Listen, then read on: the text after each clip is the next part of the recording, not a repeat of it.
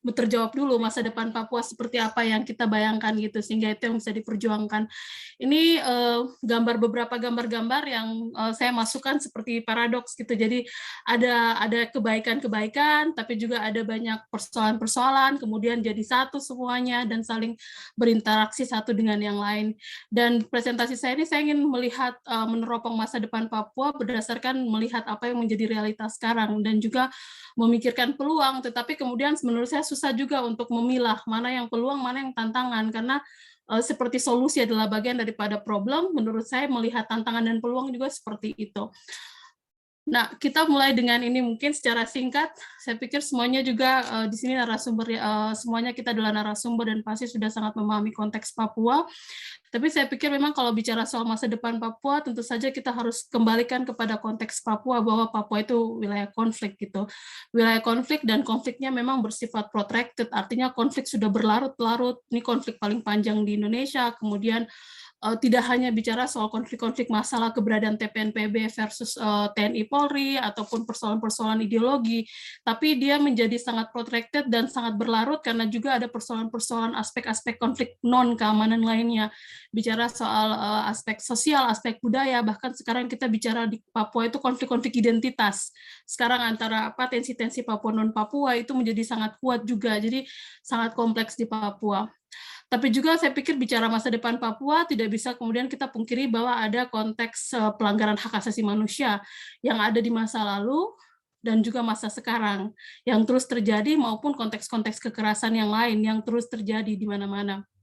Yang ketiga, menurut saya juga ini adalah pendekatan-pendekatan keamanan yang bagi saya terlalu dominan dalam pengalaman-pengalaman ataupun apa yang kita lihat di Papua. Dan ini dilihat dari berbagai macam fakta ataupun data yang ada, bagaimana banyak persoalan-persoalan yang begitu kompleks, tapi menurut pandangan saya, kebanyakan narasi yang dibangun ini lebih banyak orang melihat Papua itu adalah kecenderungan melihat Papua sebagai konflik dikotomis, yaitu konflik bahwa ini ada ada konflik bersenjata di Papua dan kemudian penanganan juga dengan penanganan keamanan.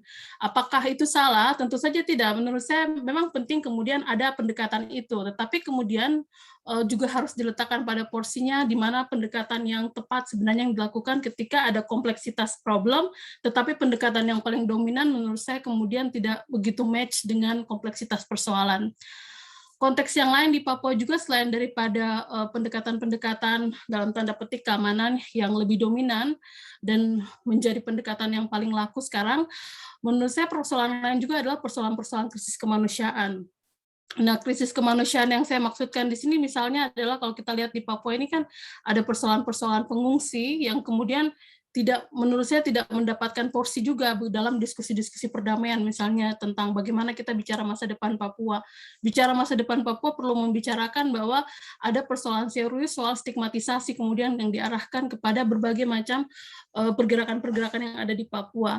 Termasuk salah satunya krisis kemanusiaan yang saya maksudkan di sini juga adalah terkait dengan kondisi-kondisi pengungsi yang berada akibat bagian daripada perang dalam tanda petik antara keamanan Indonesia dan juga TPNPB OPM. Menurut saya ini juga dalam apa yang kita lihat di Papua ini, keadaan-keadaan daripada pengungsi sering tidak dianggap itu menjadi bagian yang penting, bahkan mungkin hanya dilihat itu mungkin hanya sebagai konsekuensi, tetapi kemudian tidak melihat bahwa ini adalah persoalan kemanusiaan yang harus ditangani tanpa kemudian distigmatisasi bahwa ini kemudian ada pembiaran yang terjadi gitu.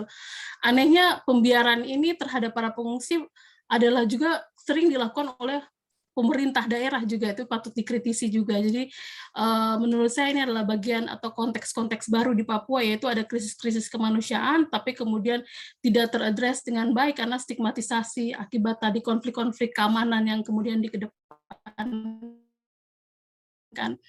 Konteks yang lain tentu saja, dan saya pikir pembangunan di masa era Jokowi ini sangat, dia menurut saya Jokowi kan presiden yang kemudian sangat jelas bahwa agenda infrastruktur di periode pertama dan kemudian agenda pembangunan manusia di jilid yang kedua, tetapi dalam pengamatan kami juga, misalnya dalam penelitian kita lakukan, menurut kami juga masih bersifat karakter pembangunan yang sama dari tahun ke tahun, yaitu masih bersifat top down, masih bersifat paternalistik, masih bersifat eksploitatif, karena masyarakat Papua sebagai yang diharapkan sebagai beneficiaries atau penerima manfaat yang paling utama, justru tersingkirkan dalam penikmatan-penikmatan pembangunan. Itu sebabnya IPM Papua meskipun meningkat dibandingkan dengan wilayah lain di Indonesia masih sangat rendah, dan kita bicara soal angka kematian ibu dan anak, soal angka akses ke pendidikan, masalah-masalah kesehatan. Saya pikir ini koreksi penting juga untuk pemerintah dalam merevisit atau melihat kembali pembangunan seperti apa yang seharusnya lebih tepat dalam konteks Papua. Dan juga ada konteks otonomi khusus yang sangat menarik, tetapi otonomi khusus ini menurut saya sangat problematik juga karena otonomi khusus menawarkan banyak resep manjur soal pembangunan, tetapi menurut saya sebagai satu penyelesaian politik hilang semangat untuk resolusi konflik dalam otonomi khusus yang baru khususnya. Akhirnya dengan konteks yang tadi itu, kemudian banyak sekali informasi atau berita yang kita dapatkan bagaimana isu-isu keamanan itu memang kemudian menjadi, ada menurut saya ada eskalasi-eskalasi keamanan gitu, ada eskalasi persoalan keamanan di banyak daerah. Kita lihat misalnya dari Intan Jaya, dari Duga dulu, Duga kemudian Intan Jaya naik ke arah puncak, sekarang kemudian Maibrat. Saya pikir ini di awal kita sudah bisa memprediksi bahwa ini akan terjadi. Yang menarik juga memang saya senang karena juga di sini ada dari kepolisian, ada dari Polri juga.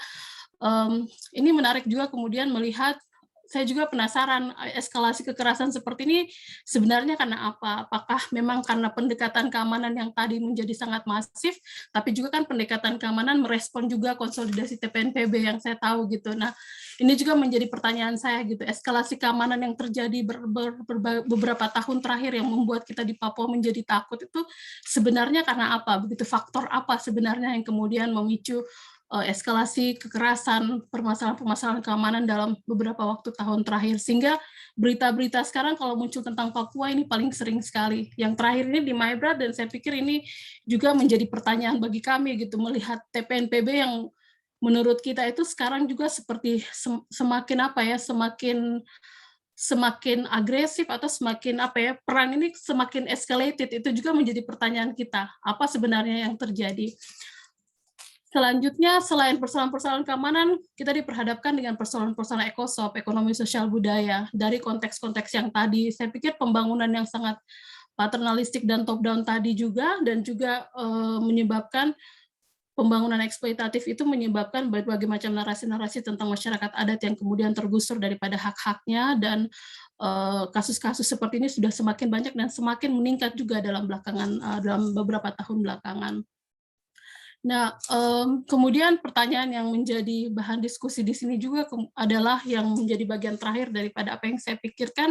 Saya meminjam apa yang pernah frasa yang dipakai oleh LIPI dalam beberapa penelitian mereka tentang Papua, adalah soal negotiating the past, improving the present, and securing the future. Menurut saya kalau bicara soal masa depan Papua, tentu saja kita perlu merekonsiliasi cara pandang terhadap masalah dan penyelesaian gitu. Mendudukan apa yang menjadi masalah itu paling penting, dan menurut saya kita tidak pernah duduk sama pemerintah, orang di Papua dan stakeholders yang lain. Menurut saya kita belum pernah duduk dan punya satu common understanding apa yang sebenarnya menjadi masalah utama. Nah, ketika tadi misalnya saya mengkritis soal pandangan tentang eksesif pendekatan keamanan, menurut saya juga ini kalau dari saya yang melihat dari luar, menurut saya ini juga karena dominan yang digunakan adalah narasi keamanan melihat Papua, sehingga penyelesaiannya kemudian diambil adalah penyelesaian masalah keamanan. Mungkin saya bisa dikoreksi soal ini. Tapi menurut saya itu paling penting adalah kemudian mendudukan apa sebenarnya masalah. Karena orang Papua melihat masalah itu kompleks, tidak hanya soal TPNPB versus OPM. Di Papua kita punya banyak masalah, kita punya masalah-masalah tadi, masyarakat adat yang tergusur hak-haknya. Kita punya masalah identitas yang tidak direkognisi, punya masalah redistribusi, punya masalah kesehatan, punya masalah pendidikan. Jadi ada banyak masalah, tetapi tidak ada cara pandang yang sama, alhasil penyelesaiannya pun tidak kemudian nukik kepada apa yang menjadi cara pandang terhadap masalah itu.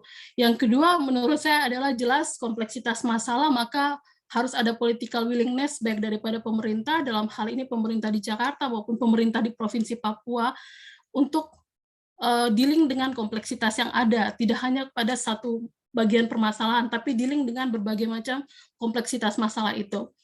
Nah, yang ketiga, menurut saya juga kalau mau bicara soal masa depan Papua, maka kita harus mencari kebutuhan bersama itu apa, kebutuhan masyarakat Papua dan kebutuhan pemerintah Indonesia itu apa. Ini sampai sekarang tidak ketemu. Jadi ketika misalnya Pak Jokowi selalu bicara soal pembangunan, orang di Papua bilang, ini narasi di Papua, mereka bilang bangun jembatan itu harusnya haknya kita 50 tahun yang lalu, bukan sekarang. Jadi mereka melihat itu hak ketimbang itu sesuatu privilege yang harus disyukuri. Jadi ini cara pandang yang berbeda. Lalu apa yang dibutuhkan Papua? Apa yang dibutuhkan pemerintah? Saya pikir ini jadi common ground-nya bersama kalau bicara soal masa depan Papua dalam Indonesia, kita harus mencari apa yang menjadi kebutuhan bersama. Apakah kita sama-sama punya kebutuhan ekonomi kah? Atau kalau kita butuh pembangunan, maka mari kita sama-sama usahakan pembangunan, ataukah rasa kemanusiaan, atau rasa aman. Bagi saya itu PR besar begitu, merekonsiliasi cara pandang tentang masalah, dealing dengan kompleksitas, tapi juga mencari basis apa sebenarnya yang menjadi kebutuhan bersama. Dan yang terakhir dari saya, sepertinya sudah 15 menit ya, yang terakhir dari saya adalah waktu pemerintah bicara soal dialog, di Papua juga teriak soal dialog atau soal negosiasi, apapun yang kita pikirkan ke depan, menurut saya yang paling penting itu pradialog.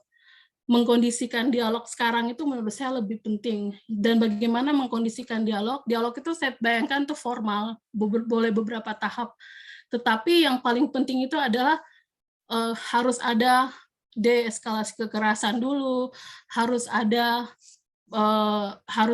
demilitarisasi dulu, harus ada menurunkan konflik-konflik yang ada, kekerasan yang ada, baru orang bisa bicara, baru orang bisa dialog. Dan bagi saya lebih penting itu pradialog, prakondisi, atau itu yang menuju apa yang menjadi dialog komprehensif. Itu mungkin Pak Ferry dari saya, secara mudah-mudahan bisa ditangkap maksud-maksud apa yang saya sampaikan. Maaf terburu-buru, makasih.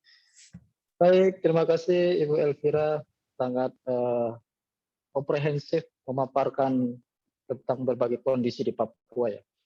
Nanti mungkin saya akan mengulang lagi apa yang tadi disampaikan oleh Ibu Elvira. Setidaknya ada persoalan pendekatan keamanan, infrastruktur, kemudian soal pendidikan, kesehatan, dan juga soal situasi terhadap masyarakat adat.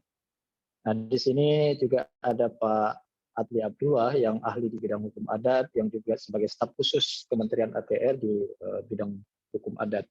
Nah, saya memang sependapat dengan Ibu Elvira bahwa kita perlu mendudukkan berbagai persoalan ini di meja yang kita bisa mendiskusikan secara baik ya, dengan pendekatan yang objektif dan konstruktif. Nah, itu salah satu upaya yang sedang kita lakukan, salah satunya lewat kegiatan FGD ini. Nah, berbagai pandangan itu menjadi sangat penting bagi kita bersama untuk menyelesaikan Papua ke depan.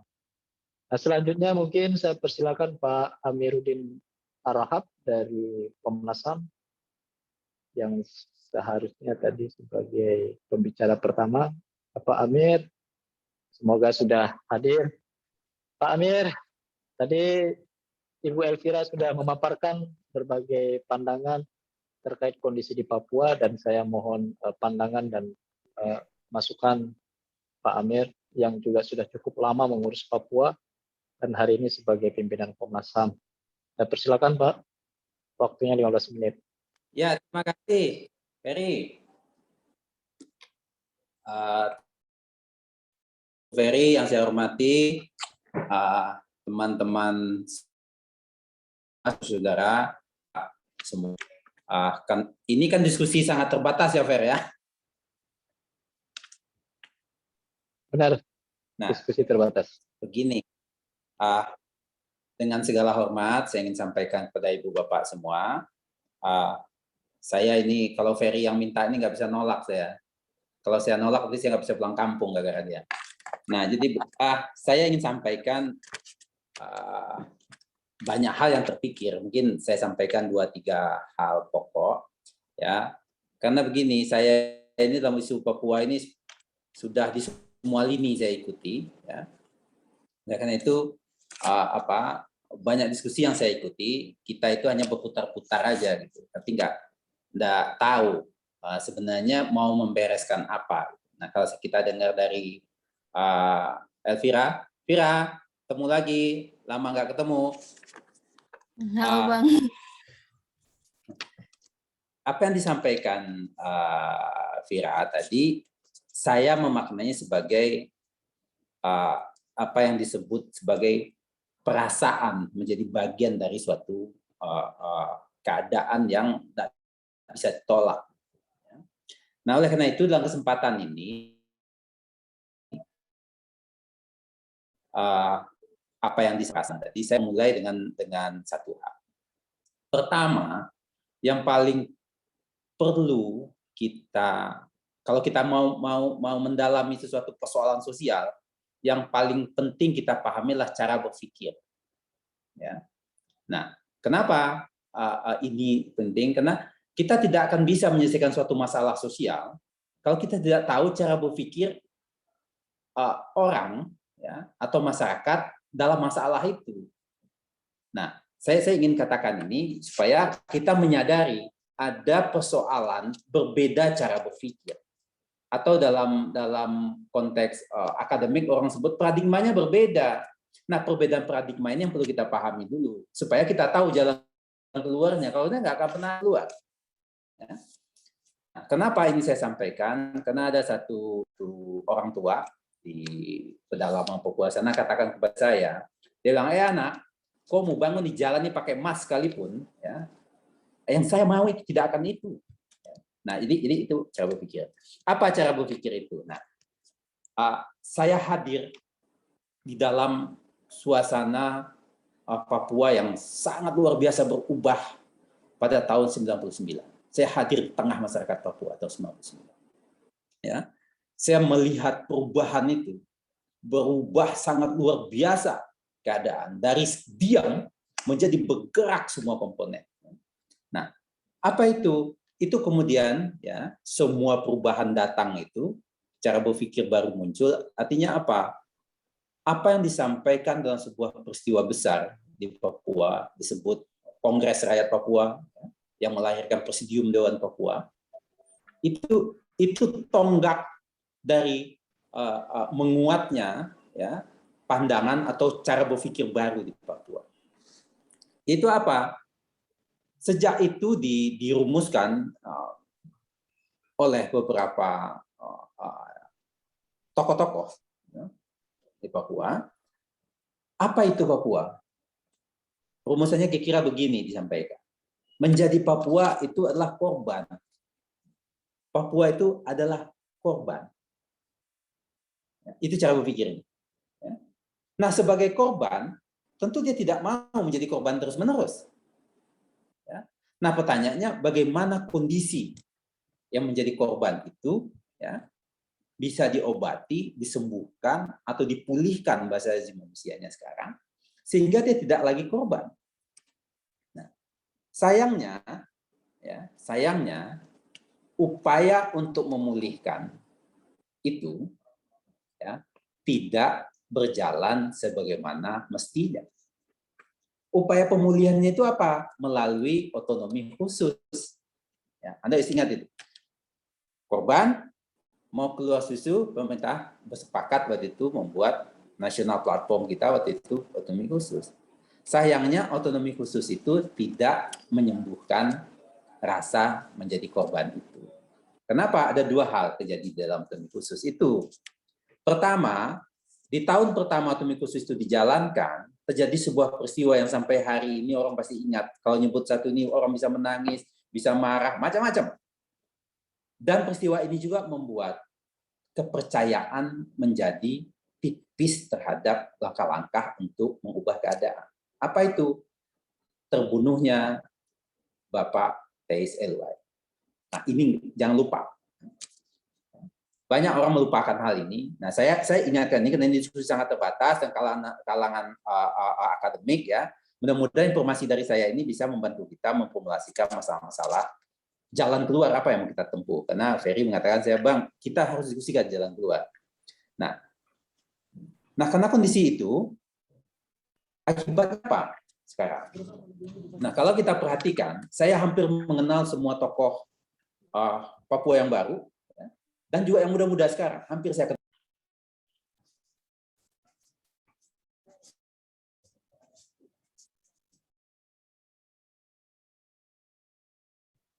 Pak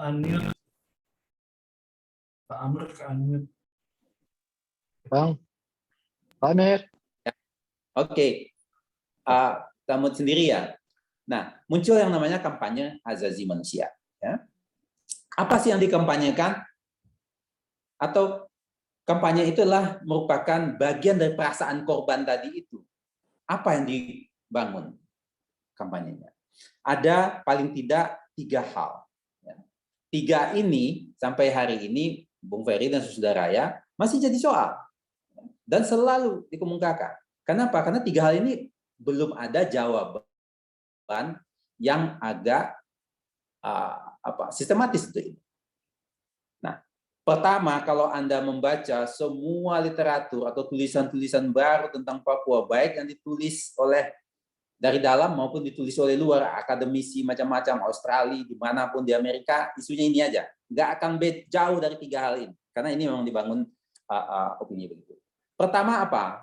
Ya, depopulasi. Depopulasi. Ya. Artinya apa? Saudara kita di Papua merasa bahwa tanah seluas ini, ya, tanah seluas itu, tapi jumlah mereka, kan ada tuh dibuat sensus itu oleh BPS, jumlah orang asli Papua itu ya, semakin hari semakin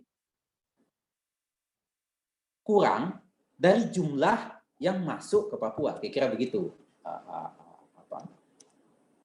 konstruksinya. Itu depopulasi. Makanya muncul, Anda lihat saja muncul itu ya, bahwa orang asli Papua terpinggirkan, orang asli Papua macam-macam. Ya, sebenarnya sesungguhnya adalah yang dikatakan depopulasi. Semestinya ini menjadi sinyal tentang bagaimana kita negara, terutama ya, membenahi sistem kependudukan dan macam-macam. Nah, yang kedua apa? Ini isu besar, ya, dan sekarang sangat luar biasa menjadi perhatian banyak orang, yaitu land grabbing. Anda lihat saja, ya, semua berhulu ke situ, land grabbing. Nah, apa yang terjadi dengan isu ini? Beralihnya kepemilikan tanah. Ya, di mana-mana. Perkebunan besar, APH, HTI, segala macam-macam. Ya, land grabbing. Ya.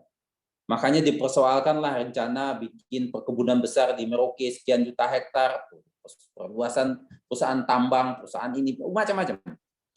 Ya, nah, land grabbing. Nah, yang ketiga, ya, yang menjadi adalah tadi disampaikan oleh Vira juga, ya, dan ini juga satu kesimpulan yang dulu dibuat oleh tim LIPI, saya salah satu anggota timnya. Apa itu? Marginalisasi, peminggiran orang Papua di berbagai sektor. Nah, ini konstruksi berpikir. Nah, semuanya itu dikaitkan dengan masalah hak asasi manusia hari ini. Nah, itu persoalan yang dikemukakan. Nah, pertanyaannya bagaimana kita menjawab? Kita di sini, maksud saya pemerintah menjawabnya. Makanya betul tadi yang dikatakan oleh Vira, itu nggak bisa dijawab dengan membangun jembatan. Meskipun saya sungguh tahu bahwa jembatan itu dibutuhkan. Tapi hal-hal yang disampaikan tadi tidak bisa dijawab dengan membangun jembatan. Makanya dibutuhkan cara yang lain. Nah,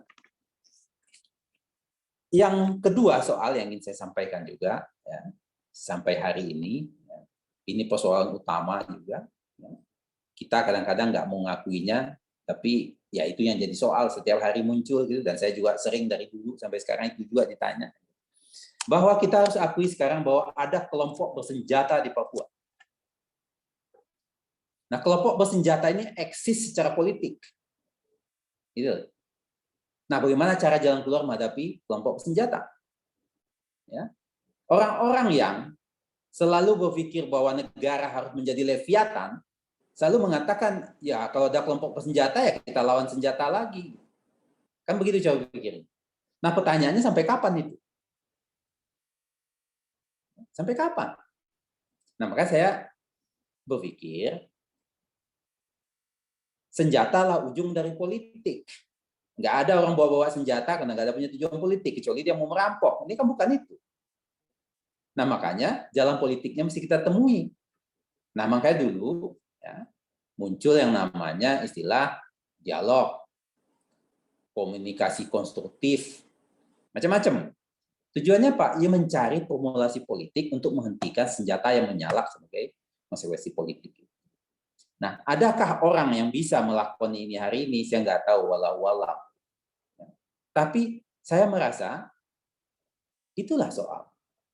Nah, belajar dari proses bagaimana kita mengakhiri senjata menyalak di Aceh, mungkin itu bisa kita jadikan pelajaran bersama untuk soal ini. Ya kan? Tentu bukan semudah membalik telapak tangan, Ferry, ya, tapi paling tidak kita, negara ini atau bangsa ini, pernah punya pengalaman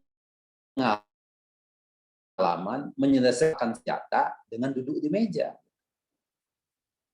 Kenapa? Ya udah berpuluh tahun nggak kelar-kelar. Artinya apa? Jalan kompromi mesti ditemukan. Kalau tidak ada jalan kompromi ya saya merasa ya kita akan mengulang-ulang terus. Nah, yang ketiga saya katakan ini berkaitan dengan kaum muda sekaligus juga yang namanya kontestasi identitas. Yang bergerak di dalam ruang-ruang politik di Papua hari ini adalah kaum muda. Orang-orang muda, rata-rata 30 tahunan, bahkan lebih muda, masuk ke dunia elektronik, dunia maya hari ini, yang tidak terbayangkan oleh generasi mereka sebelumnya. Generasi kita sebelumnya nggak terbayangkan. Nah, inilah yang mengangkat segala hal yang tadi saya sampaikan. Ya, hadir di seluruh platform apapun hari ini. Ini juga yang membuat segala peristiwa nggak bisa Anda tutupi lagi. Nggak bisa lagi kita menutupi seperti tahun 80-an atau seperti tahun 90-an.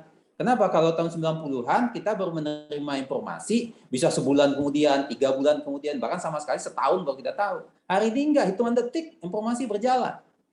Sementara birokrasi bekerjanya sangat lama.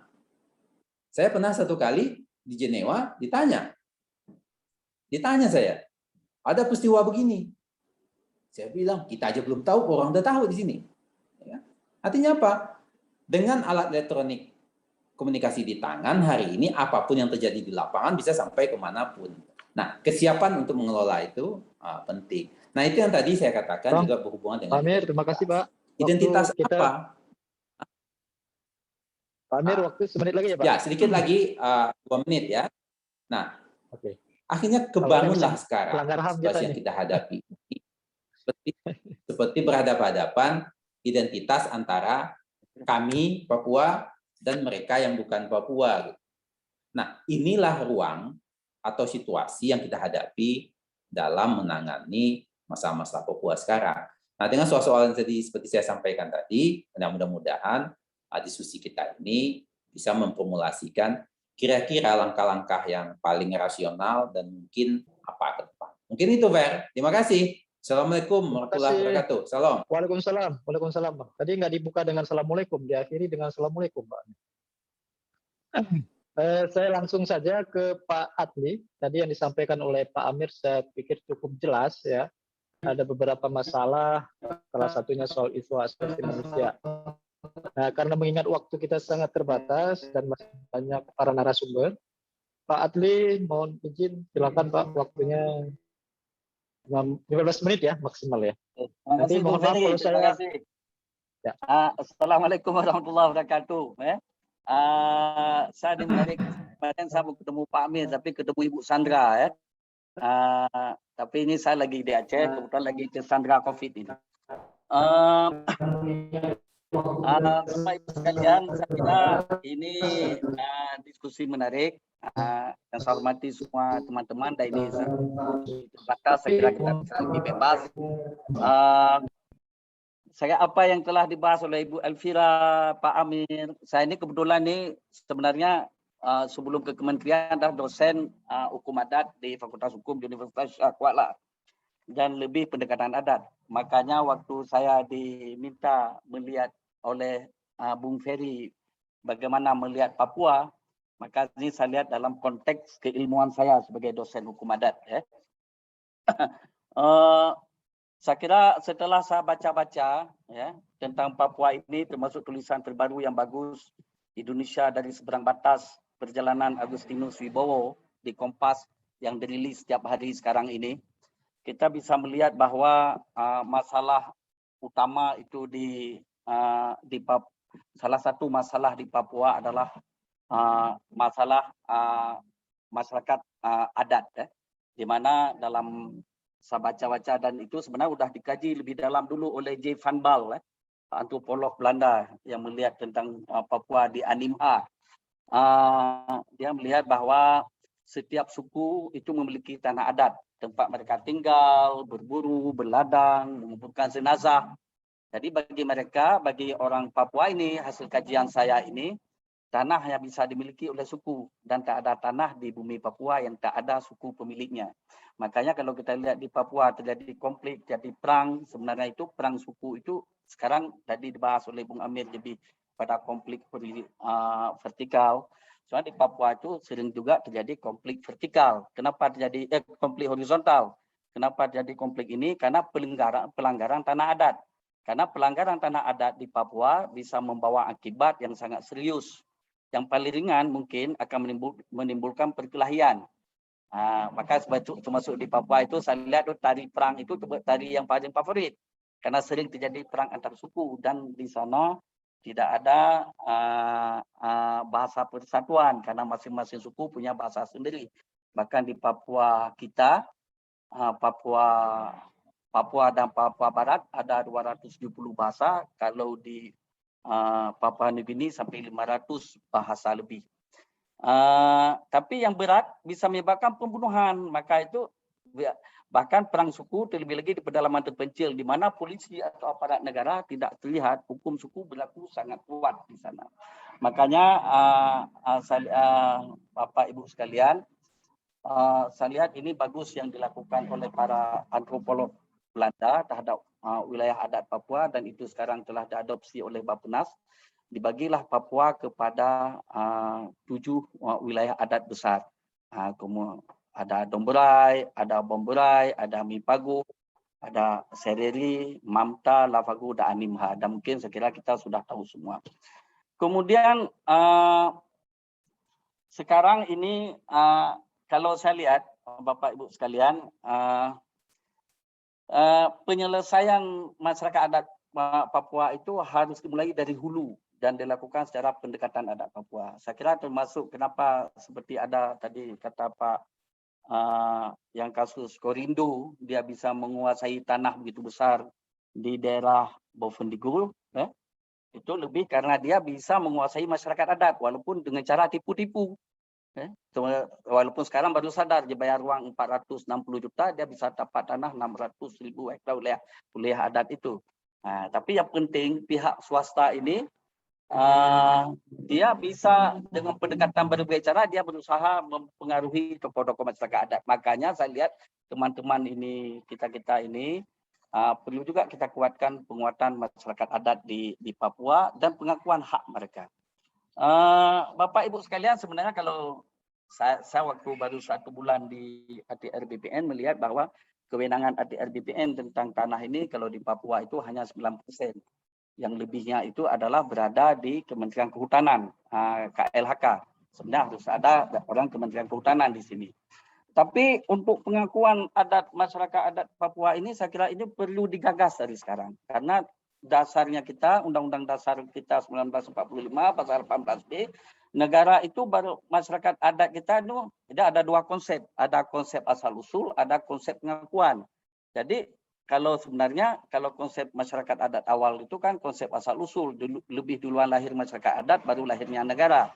Tapi sekarang dengan kita berkonstitusi, dalam konstitusi kita diatur dengan jelas bahwa masyarakat adat yang diakui dan masih hidup yang berkembang itu yang diakui dan tidak bertentangan dengan keadaan. Ada empat poin itu.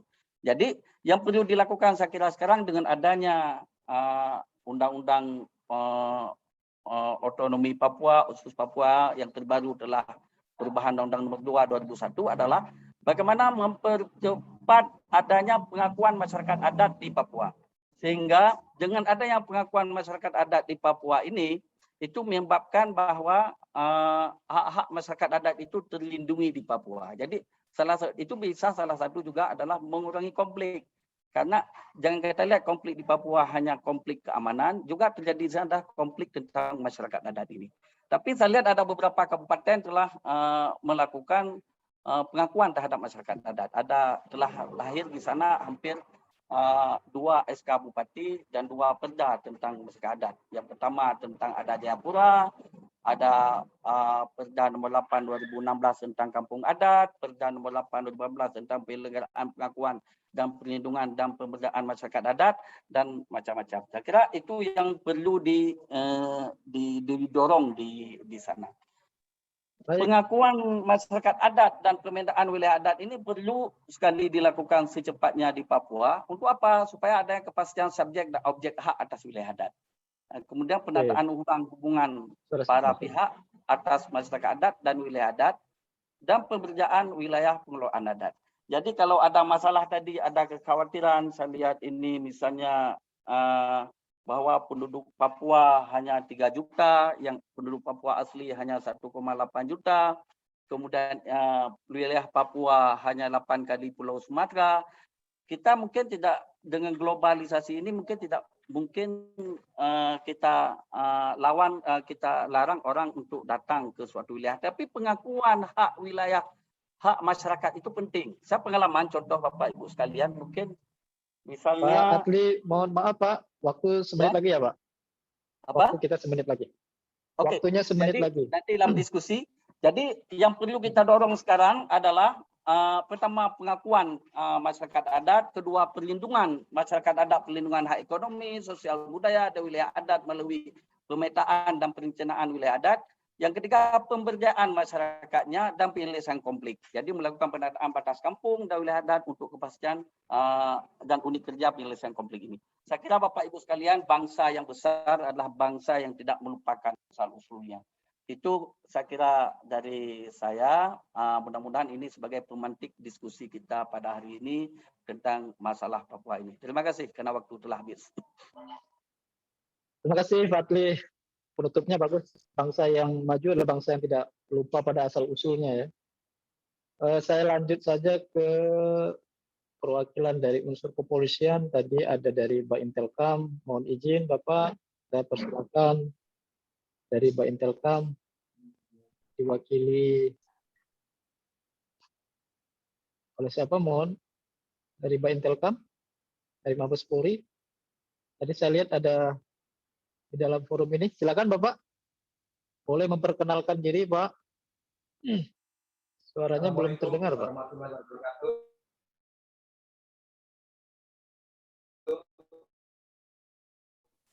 Siang untuk Jakarta dan selamat sore mungkin untuk saudara kita yang di Papua. Terima kasih Pak Ferry atas waktu yang diberikan kepada kami. Kami mungkin ada beberapa rekan ini kebetulan memang merasa tertarik untuk diskusi tentang Papua. Kebetulan kami bertugas membidangi berkaitan dengan masalah Papua. Jadi mungkin perkenalkan dulu.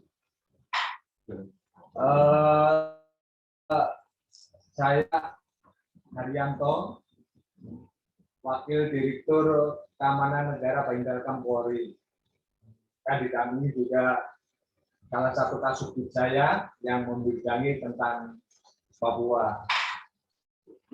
Sebelum saya lanjutkan, saya menyapa kepada para narasumber yang terhormat, Pak Aminuddin, Pak Albi, Abdullah, Ada Bu Elvira, selamat siang.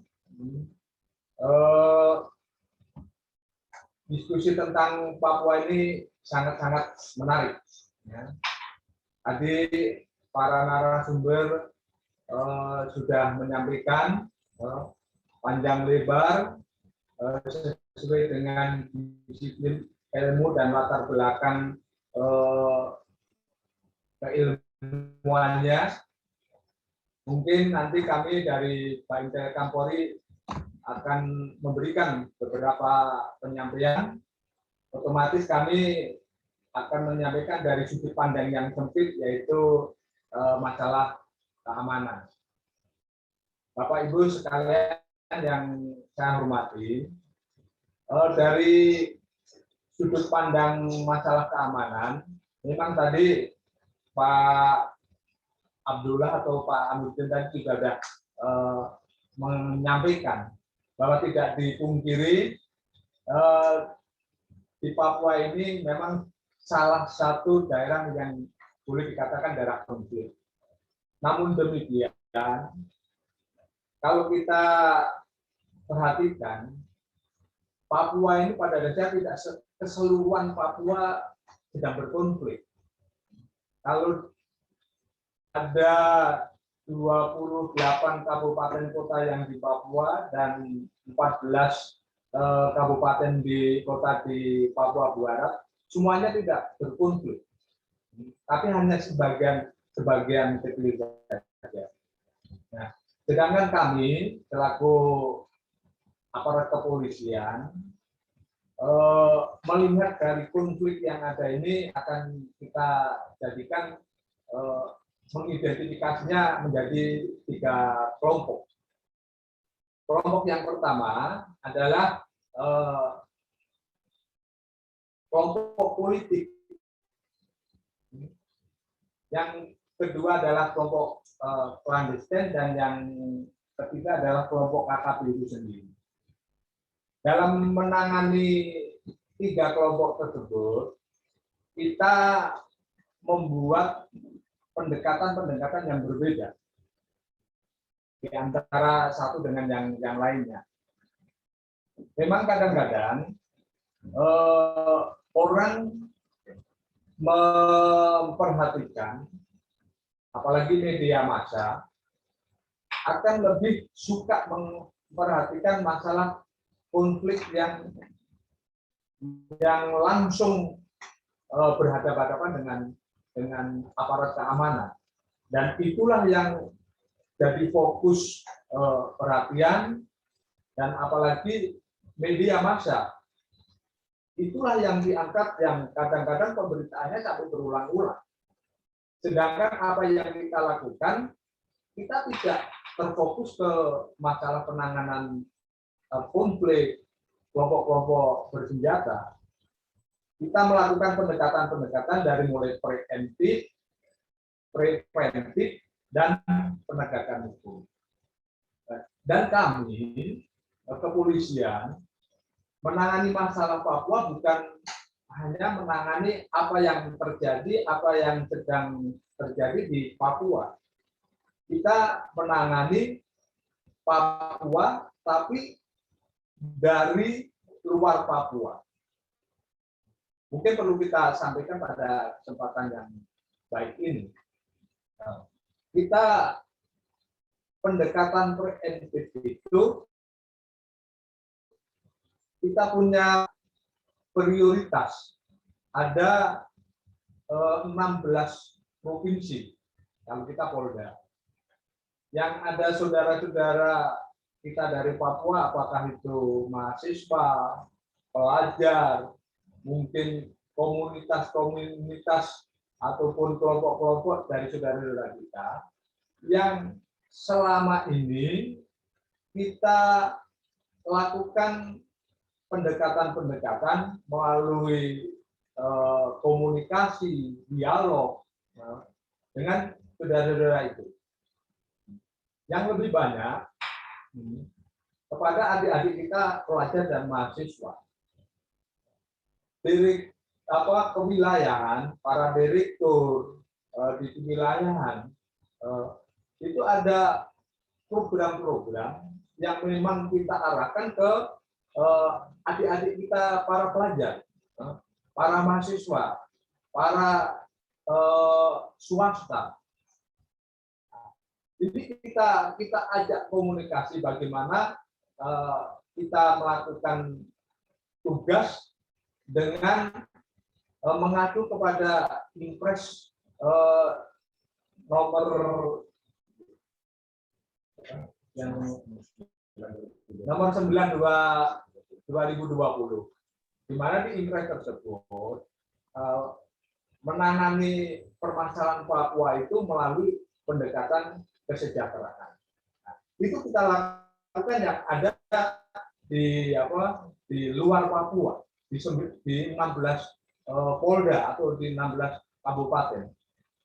Mereka itu kita ajak diskusi, bahkan kita ajak melakukan kegiatan-kegiatan bersama yang bersifat pemberdayaan, baik pemberdayaan berkaitan dengan kegiatan sosial kemasyarakatan maupun pemberdayaan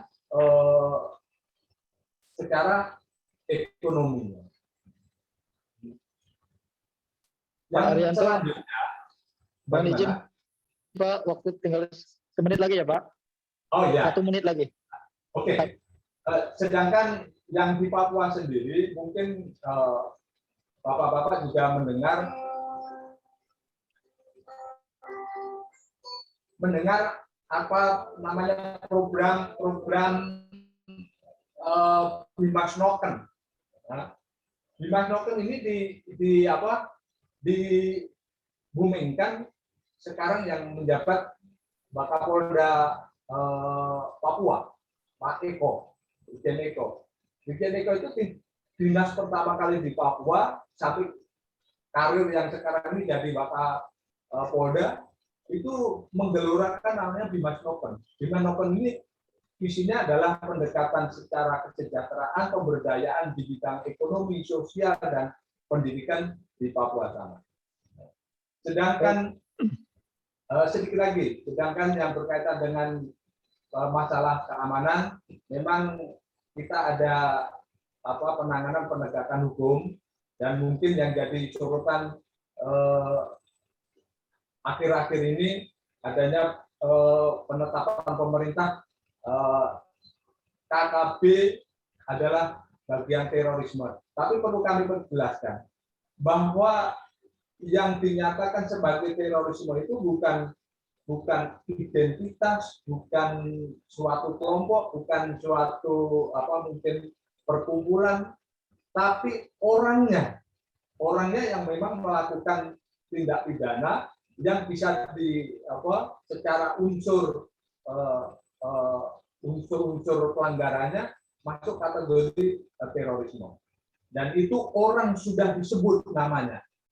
Nah, itulah yang kadang-kadang mungkin masyarakat kenapa kok Papua ditangani sebagai tindak pidana terorisme. Nah, tapi ini kami jelaskan, menyebut orang, jadi perilakunya tindak pidananya dan orangnya disebut namanya.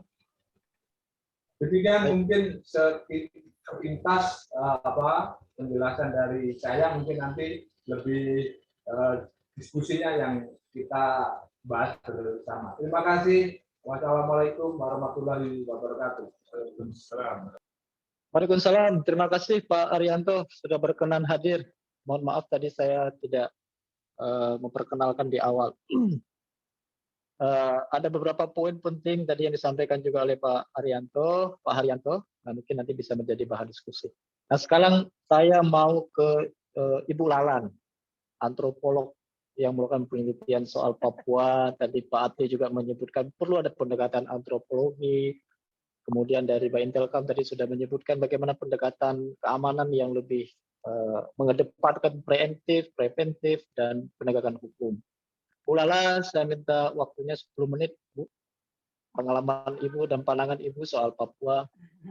Saya persilakan, Bu. Ya. Baik, terima kasih Pak Peri. Saya pikir saya jadi peserta, Pak. Jadi agak ini nih, deg-degan juga. Saya nyapa Kak Elvira dulu sama Kak Yan. Salam kenal, Kak Elvira. Ya. Salam kenal, Kak. Saya dari Papua Center FISIP UI bareng Prof. Bambang Sergi gitu. Ya, saya sedikit aja mungkin teman-teman semuanya, Bapak Ibu yang terhormat, Mas Ferry karena 10 menit. Mungkin sedikit menyambung betul ya kalau bicara dengan Bapak Ketua Komnas HAM bahwa kadang paradigma berpikir kita yang berbeda. Kalau Kak Elvira bilang kadang-kadang pendekatan pembangunan top down ya Kak ya. Jadi kalau orang mereka kadang bilang dong ada kebijakan datang dari langit. Mereka tidak paham main tempel saja Papua punya gitu. Barang macam apa itu gitu kan. Nah, mungkin saya sedikit saja Pak Peri, mungkin kalau saya pernah 2014 ke Korindo ya. Kalau bicara itu ketika saya Idul Fitri di sana, saya ketemu dengan pemilik lahan. Dong bilang, baru Bapak, Mama bikin apa? Kami jadi buruh pengelupas kulit kayu saja. Karena para pekerjanya mohon maaf memang dari pendatang ya. Mereka tidak bisa jadi petani petani tunas gitu ya untuk sawit ya. Dong juga tidak kenal sawit ya, Kak Elvira, kemudian Kak Yan gitu. Dong kenal sagu saja. Jadi mungkin daya tarik Papua bagaimanapun salah satunya adalah ekonomi atau sumber daya alamnya. Tetapi sayang ekonomi Papua ini atau sumber daya alam Papua bisa menggerakkan ekonomi global, ekonomi nasional tapi tidak ekonomi lokal. Mungkin yang disampaikan sebagai masukan saja bahan diskusi bahwa yang disampaikan oleh Prof. Bambang Sergi bahwa ekonomi pembangunan ekonomi di Papua selama ini ada pembangunan pasar ya, maksudnya pangsa pasar produksi baik itu tambang, sawit, kemudian ada ekonomi konektivitas pembukaan jalan. Tapi tidak juga mengembangkan ekonomi lokal. Maka pertanyaannya kadang begini menariknya, pembangunannya untuk siapa akhirnya? Kalau ketika kemudian kemajuan itu saudara-saudara kita di Papua hanya menjadi penonton saja. Kalau dalam bukunya Kak Elvira kan akhirnya termarginalkan, betul ya Kak Elvira? Mungkin di dalam rencana pemerintah kita tidak pernah berniat memarginalkan. Tetapi kondisi yang terjadi, pendekatan pembangunan yang tidak sesuai dengan sosial budaya, membuat saudara kita termarginalkan. Mungkin itu saja Pak Peri ya. Saya banyak mengutip dari bukunya Kak ini juga Kak Elvira ya Kak Elvira yang dengan Pak Livi itu, Pak Cahyo, betul sama Pak Nyoman. Itu saja mungkin sedikit sharingnya Pak Peri dan rekan-rekan. Terima kasih Ibu Lala, terima kasih banyak. Terima kasih. Saya langsung saja karena ternyata antusias sekali diskusi kita siang ini, waktu sangat terbatas. Saya pindah dulu ke Ibu Nurul Eka Hidayati dari perspektif yang lain ini. Silakan Ibu Nurul, waktunya 10 menit. Oke, baik, terima kasih Mas Ferry. Salam kenal Bapak dan Ibu semua. Ini saya pendatang baru kalau soal Papua, walaupun saya sering ikut event-eventnya Bu Lala nih, karena saya juga anak buahnya Pak Bambang Sergi, gitu ya, tentang diskusi tentang Papua. Mungkin perspektif saya sedikit berbeda karena concern saya pada bidang social welfare dan mental health ya, Pak Ferry gitu ya. Saya berpikir dari semua isu yang begitu beragam tentang Papua ya, ini sesuatu yang sangat kompleks gitu. Saya berpikir bagaimana apa yang bisa kita lakukan untuk masyarakatnya, sesuatu yang konkret gitu. Saya langsung gitu mendengar paparan-paparan itu semua, saya berpikir untuk membangun suatu program yang concern pada rekonsiliasi dan pemulihannya gitu. Karena masyarakat Papua ini kan berada pada kondisi trauma ya, konflik ya, kumulatif stres karena kekerasan berkepanjangan, karena ekonomi, kemiskinan yang terkonsentrasi jangka panjang, akses masyarakatnya terhadap layanan utama atau layanan dasarnya terhalang atau terbatas, kemudian kondisi historis dan rasisme secara struktural, hak-hak yang tercabut, isolasi, segregasi, penindasan gitu ya. Nah, semua isu-isu itu tuh berpengaruh terhadap kesejahteraan fisik dan psikologis dari emosional masyarakat gitu. Stres kronis berkepanjangan ini pada akhirnya kan mempengaruhi beban kemampuan masyarakat untuk mengatasi gitu. Nah, tentunya saya berpikir kalau trauma berkepanjangan ini seharusnya kita cepat melakukan sesuatu gitu ya. Saya tahu banyak lembaga-lembaga yang juga melakukan intervensi penguatan kepada masyarakat Papua gitu. Saya berpikir dan saya lihat sebenarnya banyak juga NGO-NGO dari luar yang melakukan itu ya. Ini juga membuat saya miris gitu.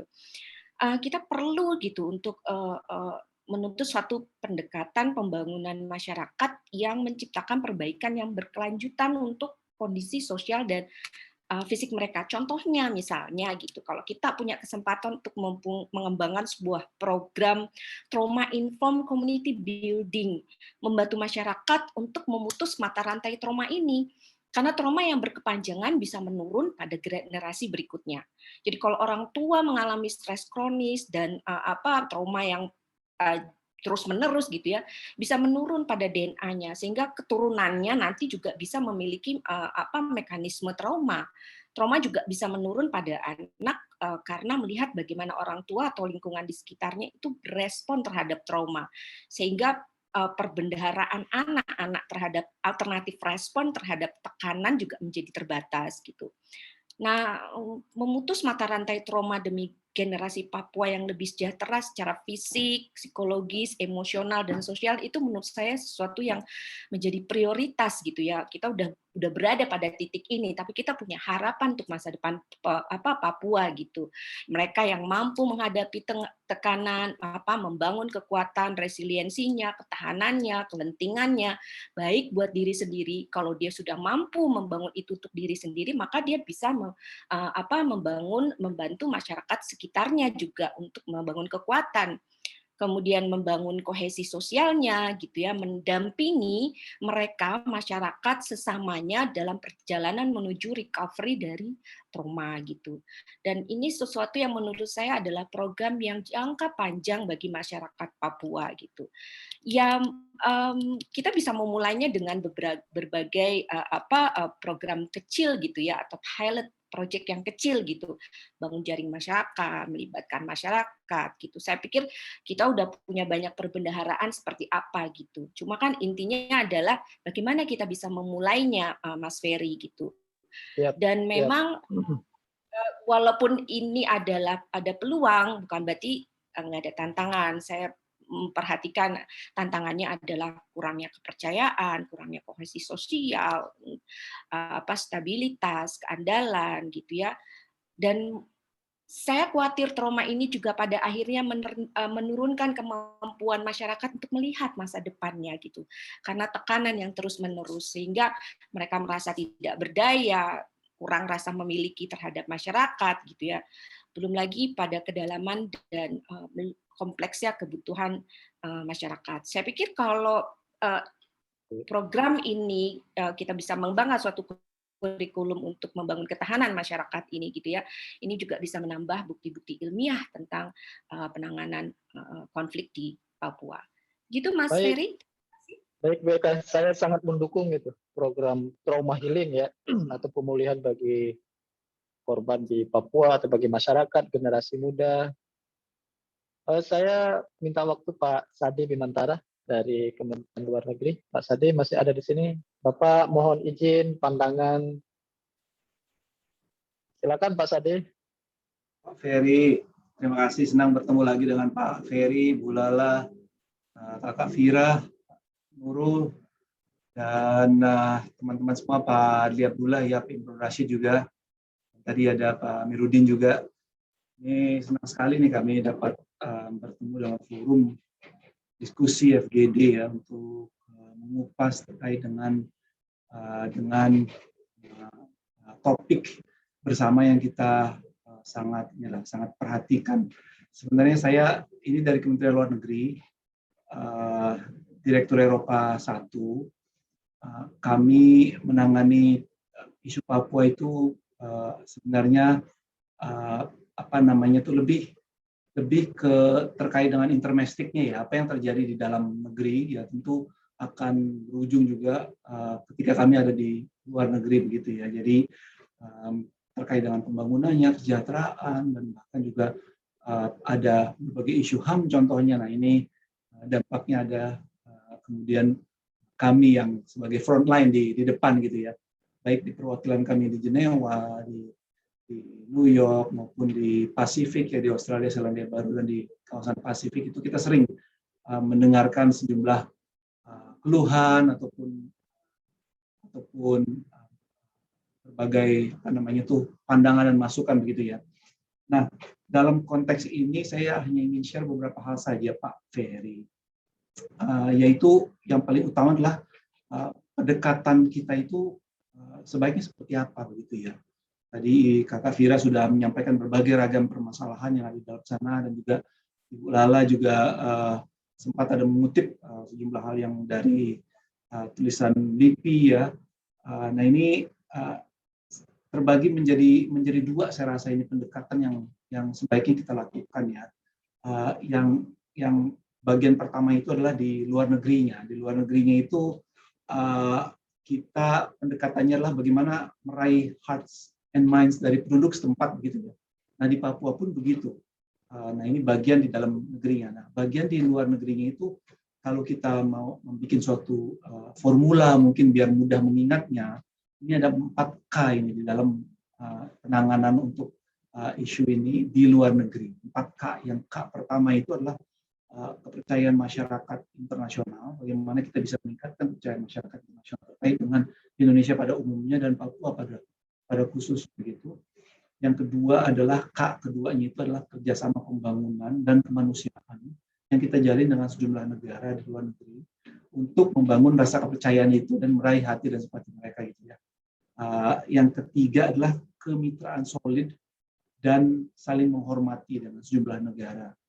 Dan keempat, terakhir ini terkait dengan kerjasama di luar negeri ini adalah bagaimana kita bisa membangun kerangka hukum yang kuat, Karena hal terakhir ini contohnya dari aspek sejarah dan aspek hukum masih ada pemikiran atau opini-opini yang menganggap bahwa Papua dan Papua Barat bukanlah merupakan bagian integral dari NKRI. Nah ini yang perlu kita jawab dan tekankan gitu ya, bahwa ini sejak tahun 1945 sudah memang di dalam kerangka Indonesia, dan ini sudah secara solid sekali saya rasa dijawab.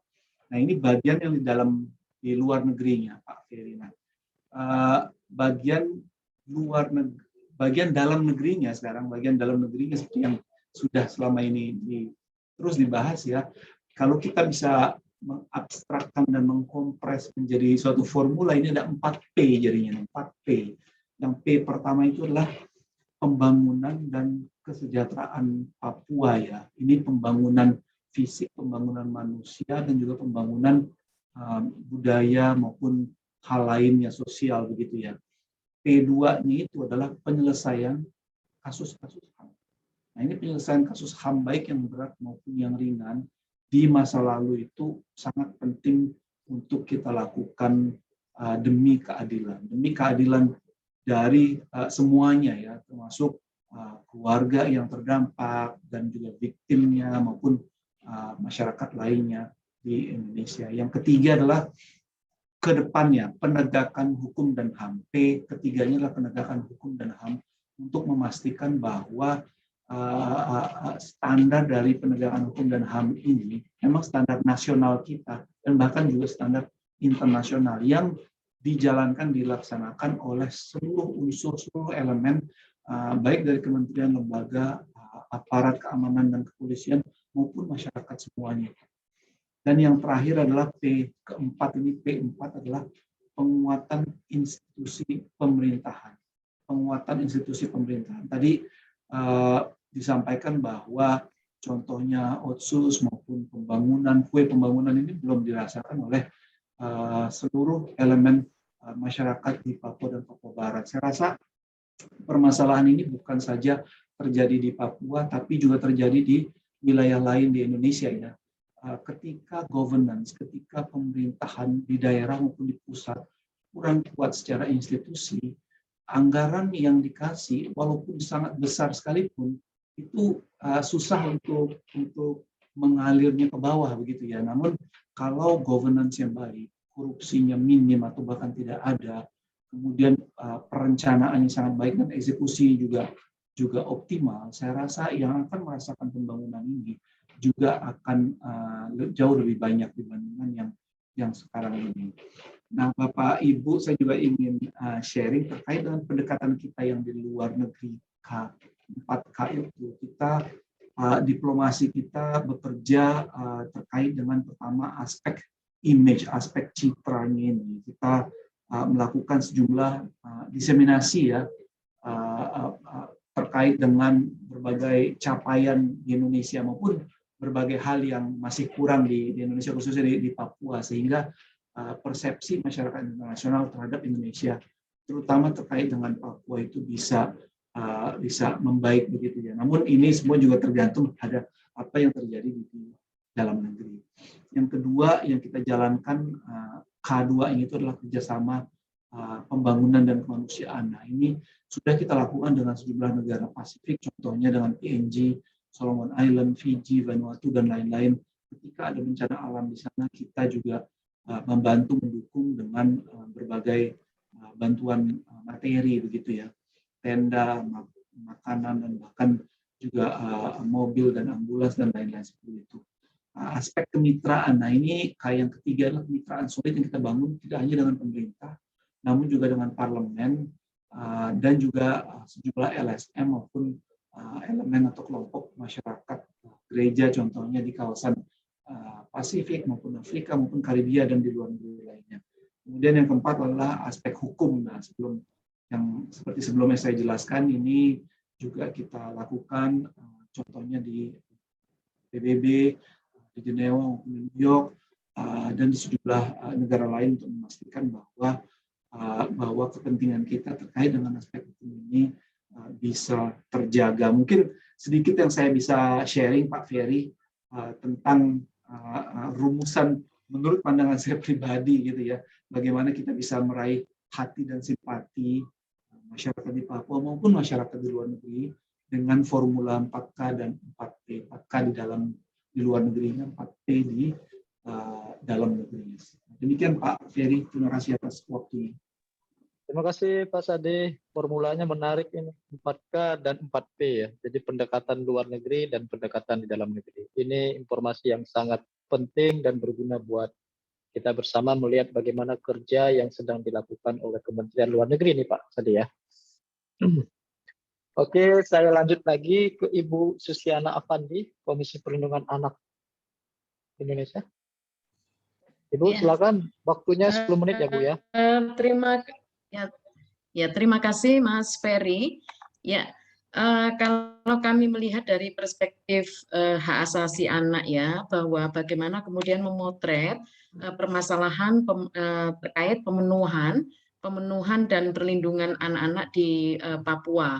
Nah, memang sama dengan daerah-daerah lain yang kemudian daerah-daerah konflik, bahwa pasti yang menjadi korban terbesar itu adalah perempuan dan anak. Saya ingin melihat misalnya tentang kekerasan anak. Nah, kekerasan anak ini di Papua itu yang paling besar itu misalnya kekerasan seksual itu sangat tinggi. Pelakunya adalah orang-orang dekat yang dekat dengan korban.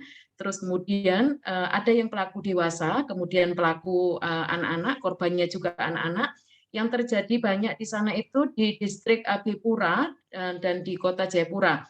Nah, dari data kami itu di sana di tahun, saya kurang paham kalau di tahun 2021 ini, di tahun sebelumnya itu belum ada psikolog di sana. Termasuk rumah aman itu juga belum diresmikan waktu itu. Terus kemudian yang kedua, pemenuhan hak anak atas pendidikan. Nah, ini lazim kita tahu bahwa di Papua itu kan ada daerah-daerah yang terpencil, daerah tertinggal, daerah pegunungan. Nah, Kabupaten Duga misalnya, kita di tahun 2021 ini ada 4.000 siswa yang dari catatan Dinas Pendidikan di Kabupaten Duga bahwa sampai usia 2,8 bulan mereka belum sekolah gitu anak-anak ini. Kenapa? Karena di Kabupaten Duga juga Kabupaten Intan Jaya juga kabupaten-kabupaten yang yang dekat dengan gunung itu, apalagi di daerah-daerah juga daerah konflik gitu ya, itu yang menjadi permasalahan pemenuhan hak anak atas pendidikan ini. Selain konflik bersenjata tadi, juga ada permasalahan kesejahteraan, kemudian jaminan bagi guru, terus kemudian minimnya sarana prasarana, kemudian konflik itu juga berdampak pada siswa. Nah, artinya apa? Kalau kita melihat misalnya kemarin itu kan Kementerian Pendidikan dan Kebudayaan itu memberikan kuota gratis. Tapi kalau misalnya sarana dan prasarananya tidak dibangun di sana juga tidak bisa dilakukan pendidikan itu, pendidikan jarak jauh. Maka kalau di masa pandemi ini, pendidikan jarak jauh itu 64% di wilayah Papua tidak bisa dilaksanakan karena tidak ada internet di sana. Nah, kemudian pada aspek kesehatan. Nah, pada aspek kesehatan ini sudah menjadi permasalahan umum bahwa masalah stunting di sana itu sangat tinggi. Masalah gizi, terus kemudian masalah akses terhadap kesehatan masyarakat itu juga sangat tinggi. Misalnya untuk minta WC saja itu ya pihak sekolah itu ya dia harus melobi ke keluar desa, harus melobi ke dinas-dinas, harus melobi ke Pemda, harus melobi ke DPRD gitu dan meninggalkan sekolah gitu ya.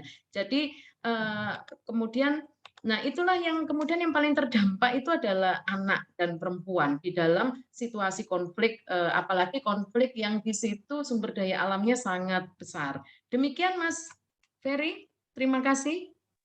Terima kasih Ibu Susiana. Ini saya baru sekali mendengar informasi bahwa kekerasan seksual sangat tinggi ternyata di Papua ya. Saya baru tahu ini ternyata kekerasan seksual di Papua sangat tinggi. Saya lanjut lagi ke Mas Imron dari Habibie Center. Mas Imron masih ada di sini? Siap Mas. Siap. Silakan Mas Imron. Terima waktu kasih. Kita 10 menit Mas. Ya. Terima kasih Mas Ferry. Salam hormat buat Bapak Ibu narasumber, teman-teman semua. Jadi tadi sih mungkin ini lama juga ya isunya ya. Tapi tadi disebutkan lagi oleh pembicara pertama Ibu Elvira tadi dari Universitas Cendrawasih. Jadi memang persoalannya ini selalu disebutkan dialog duduk bersama gitu. Tapi dialog yang seperti apa gitu yang dimaksud gitu. Jadi itu sudah ya mungkin 1 dekade terakhir kita sudah sering mendengarkan itu juga gitu. Nah, cuman yang menarik bagi saya dan mungkin penting juga dipertimbangkan adalah yang pertama ini persoalan representasi sebetulnya. Saya ya sekali lagi hormat dengan semua narasumber yang ada di forum ini, tapi menurut saya akan lebih baik kalau perspektif orang Papua ini lebih banyak gitu. Nah, kenapa hal ini penting? Yang pertama, misalnya saya melihat data LIPI, survei LIPI tahun 2017, sudah agak lama lah gitu. Mereka kan melakukan survei melihat pandangan orang asli Papua (OAP), orang Papua tapi tidak asli, tinggal di Papua tapi bukan asli Papua, dan orang di luar Papua gitu. Nah, di survei itu misalnya kita bisa melihat perbedaan perspektif. Misalnya orang di luar Papua melihat masalah utama Papua itu katanya pendidikannya rendah. Nah, kalau orang bukan di Papua tapi bukan asli Papua itu melihat masalah utamanya itu minuman beralkohol, narkoba seperti itu.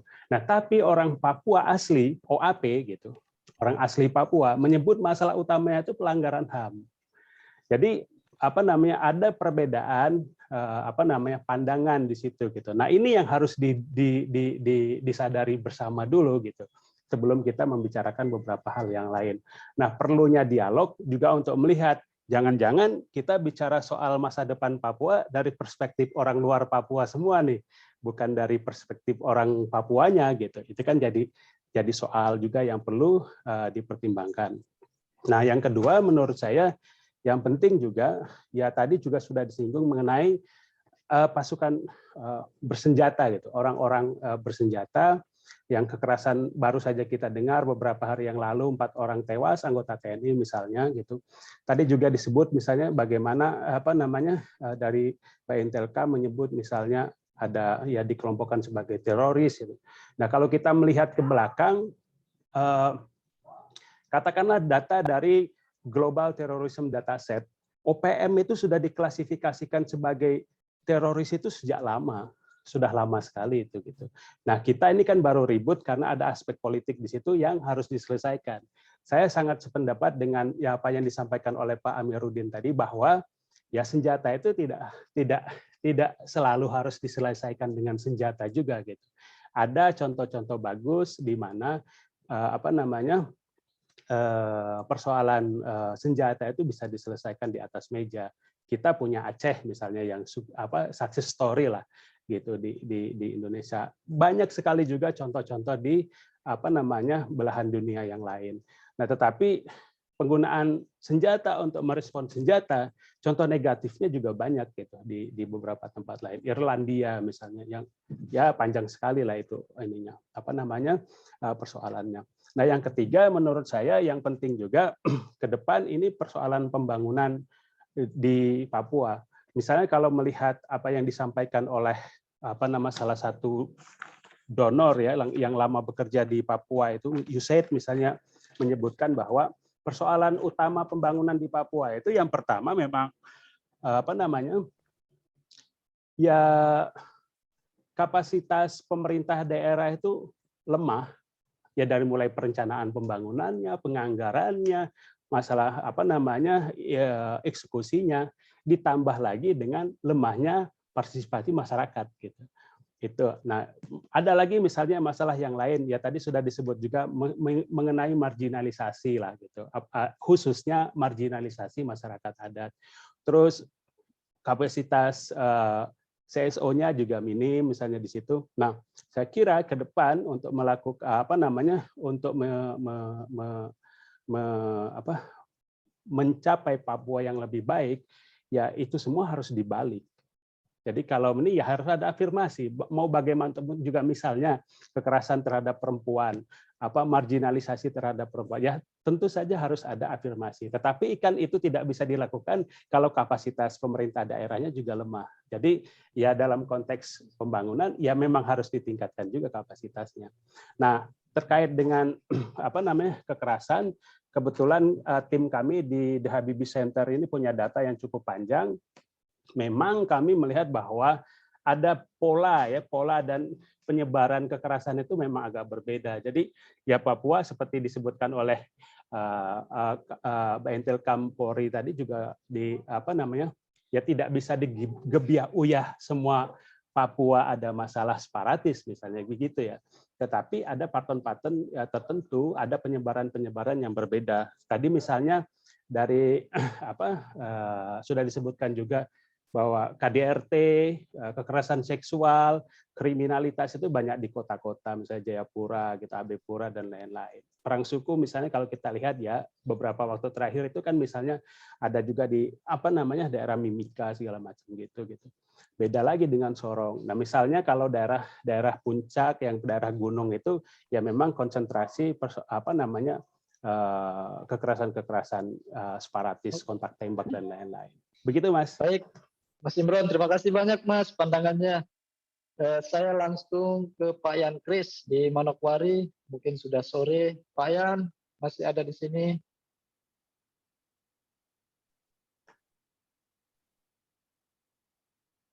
Pak Yan. Terima kasih Ferry.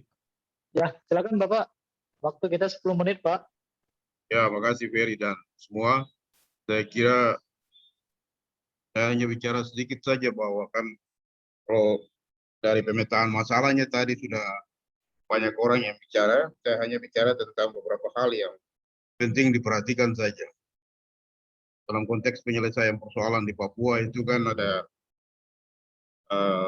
konsideran huruf E dari konsideran menimbang huruf E dari Undang-Undang Otonomi Khusus 21 tahun 2001 yang tidak mengalami perubahan di dalam Undang-Undang 2 tahun 2021. Yang lebih mengatakan bahwa Papua punya sejarah sendiri. Dan itulah sebabnya pandangan saya melihat bahwa pembentuk undang-undang waktu itu menyiapkan jalan penyelesaiannya dengan menempatkannya di dalam pasal 44, pasal 45 dan pasal 46 daripada Undang-Undang 21 tahun 2001. Jadi cara untuk menyelesaikan persoalan ada di situ.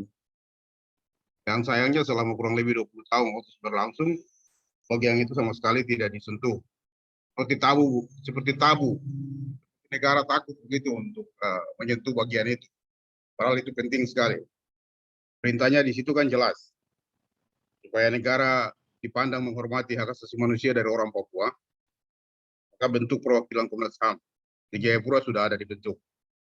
Kemudian bentuk juga KKR, Komisi Kebenaran dan Rekonsiliasi, dan kemudian membentuk Pengadilan HAM.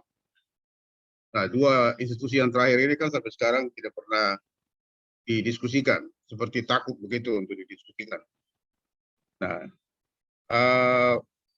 oleh karena sejarah itu merupakan masalah, maka saya kira sejalan dengan hasil temuan daripada penelitian yang dilakukan oleh LIPI dan kemudian dipakai sebagai dasar untuk mendorong supaya harus dilakukan dialog Papua dan Jakarta untuk menyelesaikan persoalan. Dan rangkanya jelas dalam kaitan dengan konflik yang terus-menerus terjadi, konflik bersenjata. Cerita yang terjadi di Papua dalam minggu ini sudah bergeser ke Papua Barat. Dengan kejadian di Kampung Kisor, Distrik Aifat Selatan, Kabupaten Maibrat, Provinsi Papua Barat. Modelnya mirip persis seperti apa yang terjadi di Papua. Aparat keamanan dibunuh tragis oleh kelompok yang tidak dikenal, kelompok yang tidak bisa diidentifikasi.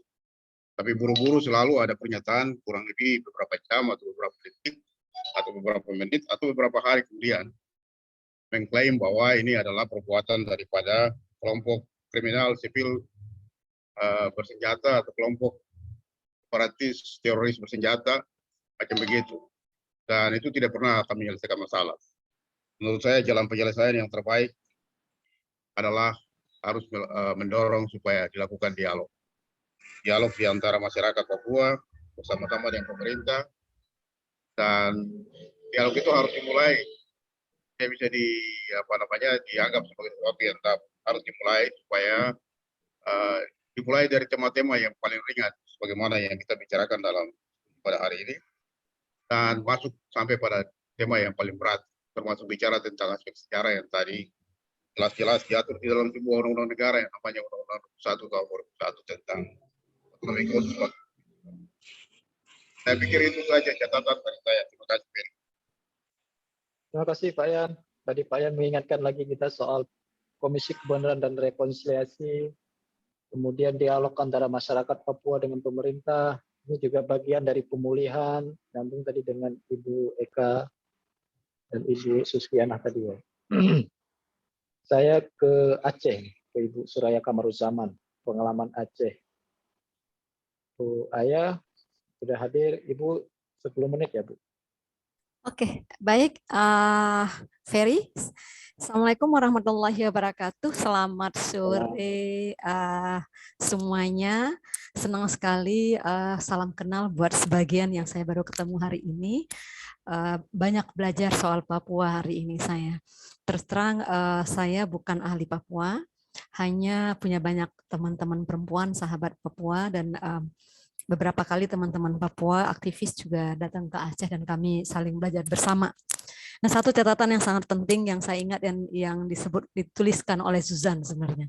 Menerima ketertindasan bukan untuk diam, tapi untuk dilawan. Karena mengembalikan hak dasar perempuan Papua bukan tentang makanan minum, tapi soal identitas. Nah, itu pernyataan yang sangat kuat sebenarnya karena mereka bicara soal terkait dengan penghancuran lingkungan yang sangat besar kaitannya dengan kehidupan sehari-hari perempuan yang kemudian membuat mereka secara ekonomi juga terganggu sebenarnya. Nah, berangkat dari pengalaman Aceh, saya ingin sedikit saja mengaitkan sebenarnya terkait isu perempuan, bagaimana mendorong proses-proses penyelesaian konflik, melakukan proses pembangunan di Papua itu benar-benar melibatkan perempuan Papua secara aktif. Jadi mengacu kepada resolusi PBB 1325 yang kemudian sudah diturunkan dalam Indonesia menjadi RAN P3KS. Jadi berdasarkan peraturan presiden. Jadi ini sesuatu yang sebenarnya sangat penting karena kalau misalnya rancangan aksi nasional yang akan diturunkan menjadi rancangan aksi daerah perlindungan dan pemberdayaan perempuan dan anak dalam situasi konflik yang merupakan turunan dari resolusi turunan dari resolusi PBB 1325 dan kemudian juga dari General Recommendation SIDO pasal 30, ini menjadi sangat relevan dan ini menjadi sangat penting mengingat pengalaman Aceh ketika proses penyelesaian konflik dialog damai formalnya, tim negosiasi formal baik dari RI maupun dari GAM itu satu pun tidak ada perempuan, dan isu perempuan sama sekali tidak ada di MOU perdamaian. Dampaknya itu berat. Perjuangan untuk memasukkan kembali isu perempuan walaupun sudah ada di Undang-Undang Perlindungan Aceh untuk menurunkan dalam kehidupan sehari-hari itu tantangannya tidak mudah karena acuan orang dalam MOU. Dan kemudian ketika persoalan perempuan tidak dilihat sebagai persoalan yang serius saat itu, kemudian ketika proses pembangunan itu juga tanpa disengaja atau disengaja kemudian terpinggirkan. Nah, kenapa ini penting? Karena kalau bicara resolusi PB 1325 atau bicara kepada peraturan presiden nomor 18 tahun 2014, ini akan ada beberapa pilar berbicara soal pencegahan, penanganan konflik dalam hal ini terkait dengan korban perempuan, lalu bagaimana mendorong partisipasi dan pemberdayaan perempuan dan anak dalam merawat perdamaian itu sendiri. Nah, dan ini sebenarnya menjadi sangat relevan dengan kondisi Papua hari ini ketika kita lihat tantangan. Sebenarnya teman-teman perempuan Papua itu mengalami diskriminasi dan kekerasan yang berlapis. KDRT itu sangat tinggi, walaupun misalnya di Aceh dan di wilayah Indonesia lainnya juga tinggi, tapi di Papua sangat tinggi, beban kerja mereka tuh luar biasa, ditambah lagi kemudian ada isu-isu terkait dengan dilema mekanisme bayar denda dan mekanisme hak waris perempuan terkait dengan mas kawin, serta juga kemudian pengaruh alkohol yang kuat yang berdampak kepada berpotensi timbulnya KDRT. Saya ingat salah satu teman sahabat di sana pernah cerita, dia bukan asli Papua, waktu dia datang di kafe, kemudian dilihat seorang laki-laki memukul istrinya dengan helm yang berdarah. Jadi langsung bangun, terus ditarik sama teman asli Papua. Jangan, kalau kamu bantu, kamu bisa pecah perang suku. Tapi caranya adalah bawa ke polisi, itu strategi. Tapi kemudian sayangnya kasus-kasus ini bawa polisi juga nggak di follow up. Nah, jadi ini problem yang dihadapi teman-teman Papua yang sangat serius sebenarnya. Kemudian yang tadi terkait dengan pengikisan dan penyangkalan identitas serta pengkerdilan kapasitas teman-teman perempuan, ya. Dan diskriminasi gender dalam penentuan keputusan-keputusan di Papua, kemudian juga perendahan identitas seksualnya, itu banyak persoalan yang dihadapi oleh teman-teman perempuan di sana. Belum lagi persoalan lemahnya pelayanan publik. Saya ingat tadi terkait dengan yang Amir sampaikan dengan soal berjumlahnya angka masyarakat Papua asli. Kaget ketika seorang teman perempuan menceritakan ketika sensus terakhir dulu, ketika pertama sekali menjadi bagian dari Indonesia, jumlah masyarakat asli Papua berapa juta, dengan hari ini hanya sekian ratus ribu.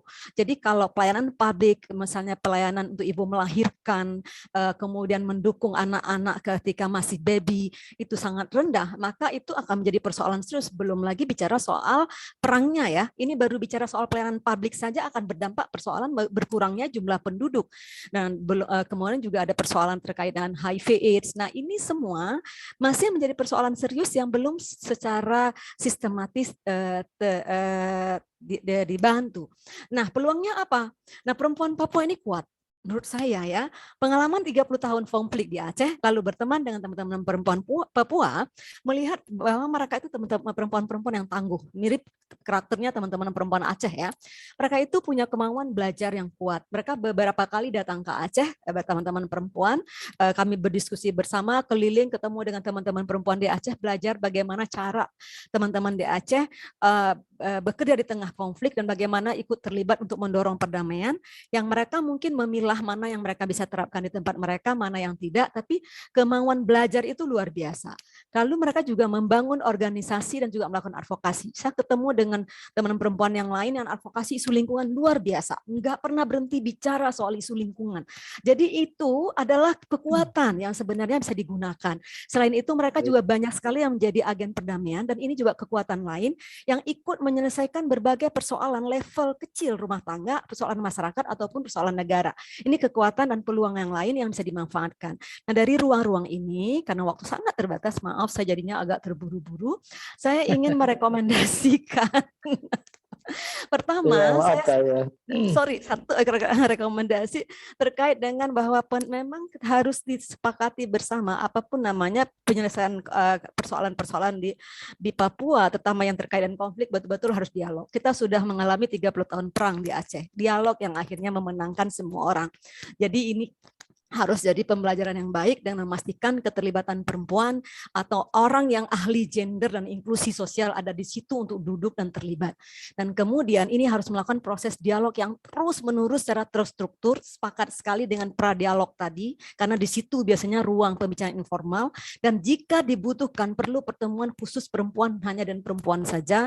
Lalu kemudian kalau ada suku-suku yang berbeda, mereka juga pertemuannya terpisah-terpisah dulu, sehingga kemudian ketemu sebuah komitmen bersama. Ini penting untuk memastikan kemudian bersatunya itu menjadi lebih solve ya. Jadi harus ada dan ini harus panjang, nggak bisa ditargetkan 3 bulan, 6 bulan, nggak bisa. Tapi benar-benar konsisten. Dan kemudian memastikan pemulihan hak perempuan korban kekerasan dengan pendekatan yang menyeluruh, psikososial ya, traumanya, pengembangan ekonominya, dampak psikologisnya, fisiknya, ini keseluruhannya harus dilakukan. Kemudian penting sekali buat pemerintah mulai harus memikirkan soal data terpilah sehingga perencanaan pemerintah Papua dan pembangunan dan anggarannya betul-betul responsif gender sehingga mampu menjawab persoalan tadi angka anak yang putus sekolah terkait dengan persoalan gizi buruk dan lain-lain bisa terjawab di situ. Sama penting juga membangun social awareness ya soal karena budaya patriarkinya sama kuatnya kayak di Aceh. Jadi ini juga harus didorong untuk melakukan perubahan dengan beragam pendidikan publik dan perlu ada kebijakan khusus untuk melindungi dan upaya pemberdayaan perempuan Papua. Perda apa namanya? Mungkin itu. Maaf.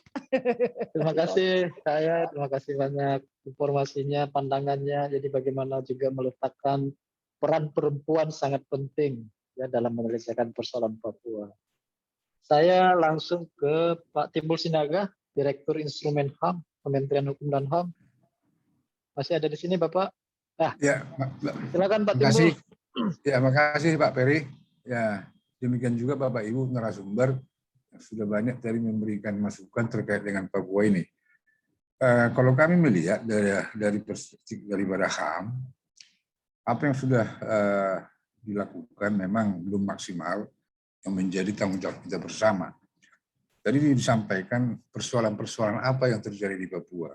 Tadi narasumber Pak Amir, Pak Amiruddin, Pak Adri, dan terakhir Pak Ian, kan itu.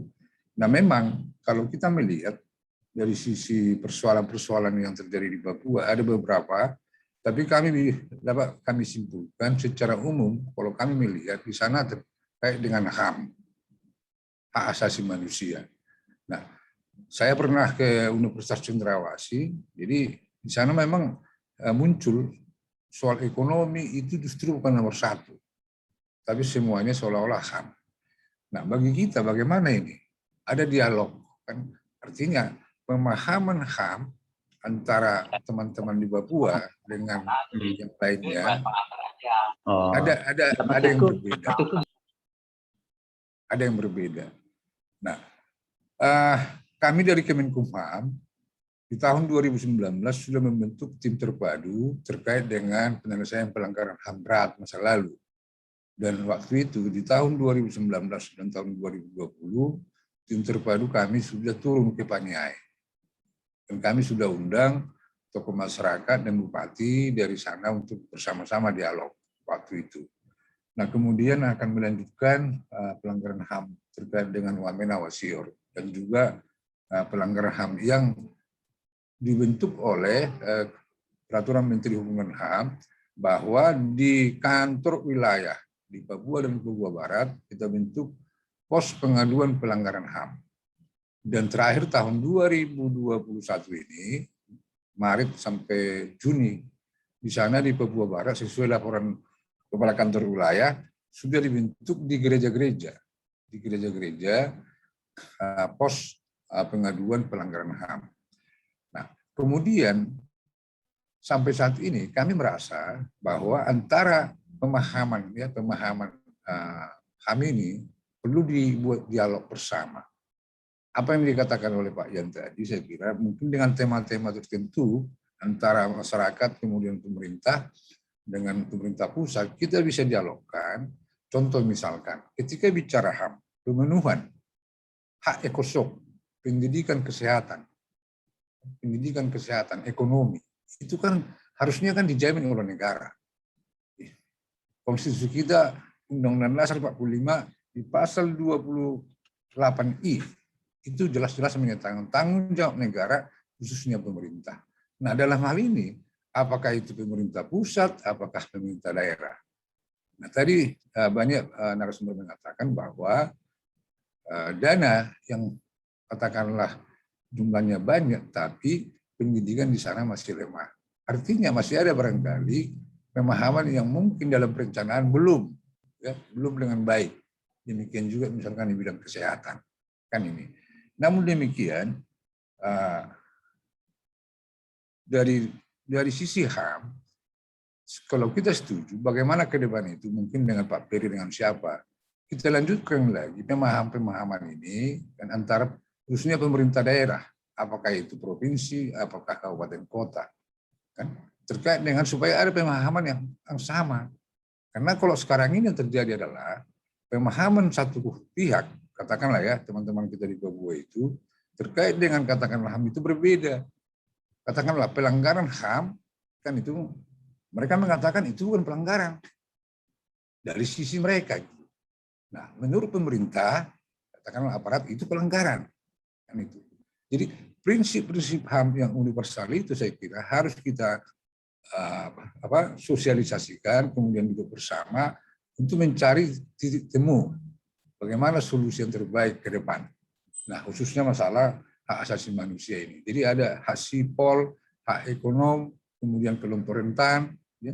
Nah, yang di sana semua sudah terkandung terkait dengan hak ekonomi, pendidikan, kesehatan, hak hidup, air minum, dan yang lain-lain. Jadi mungkin solusinya menurut kami adalah bagaimana kita buat dialog bersama terkait dengan HAM ini sehingga ada pemahaman yang katakanlah antara masyarakat Papua, pemerintah Papua dan kita juga mungkin ada pemahaman yang bersama.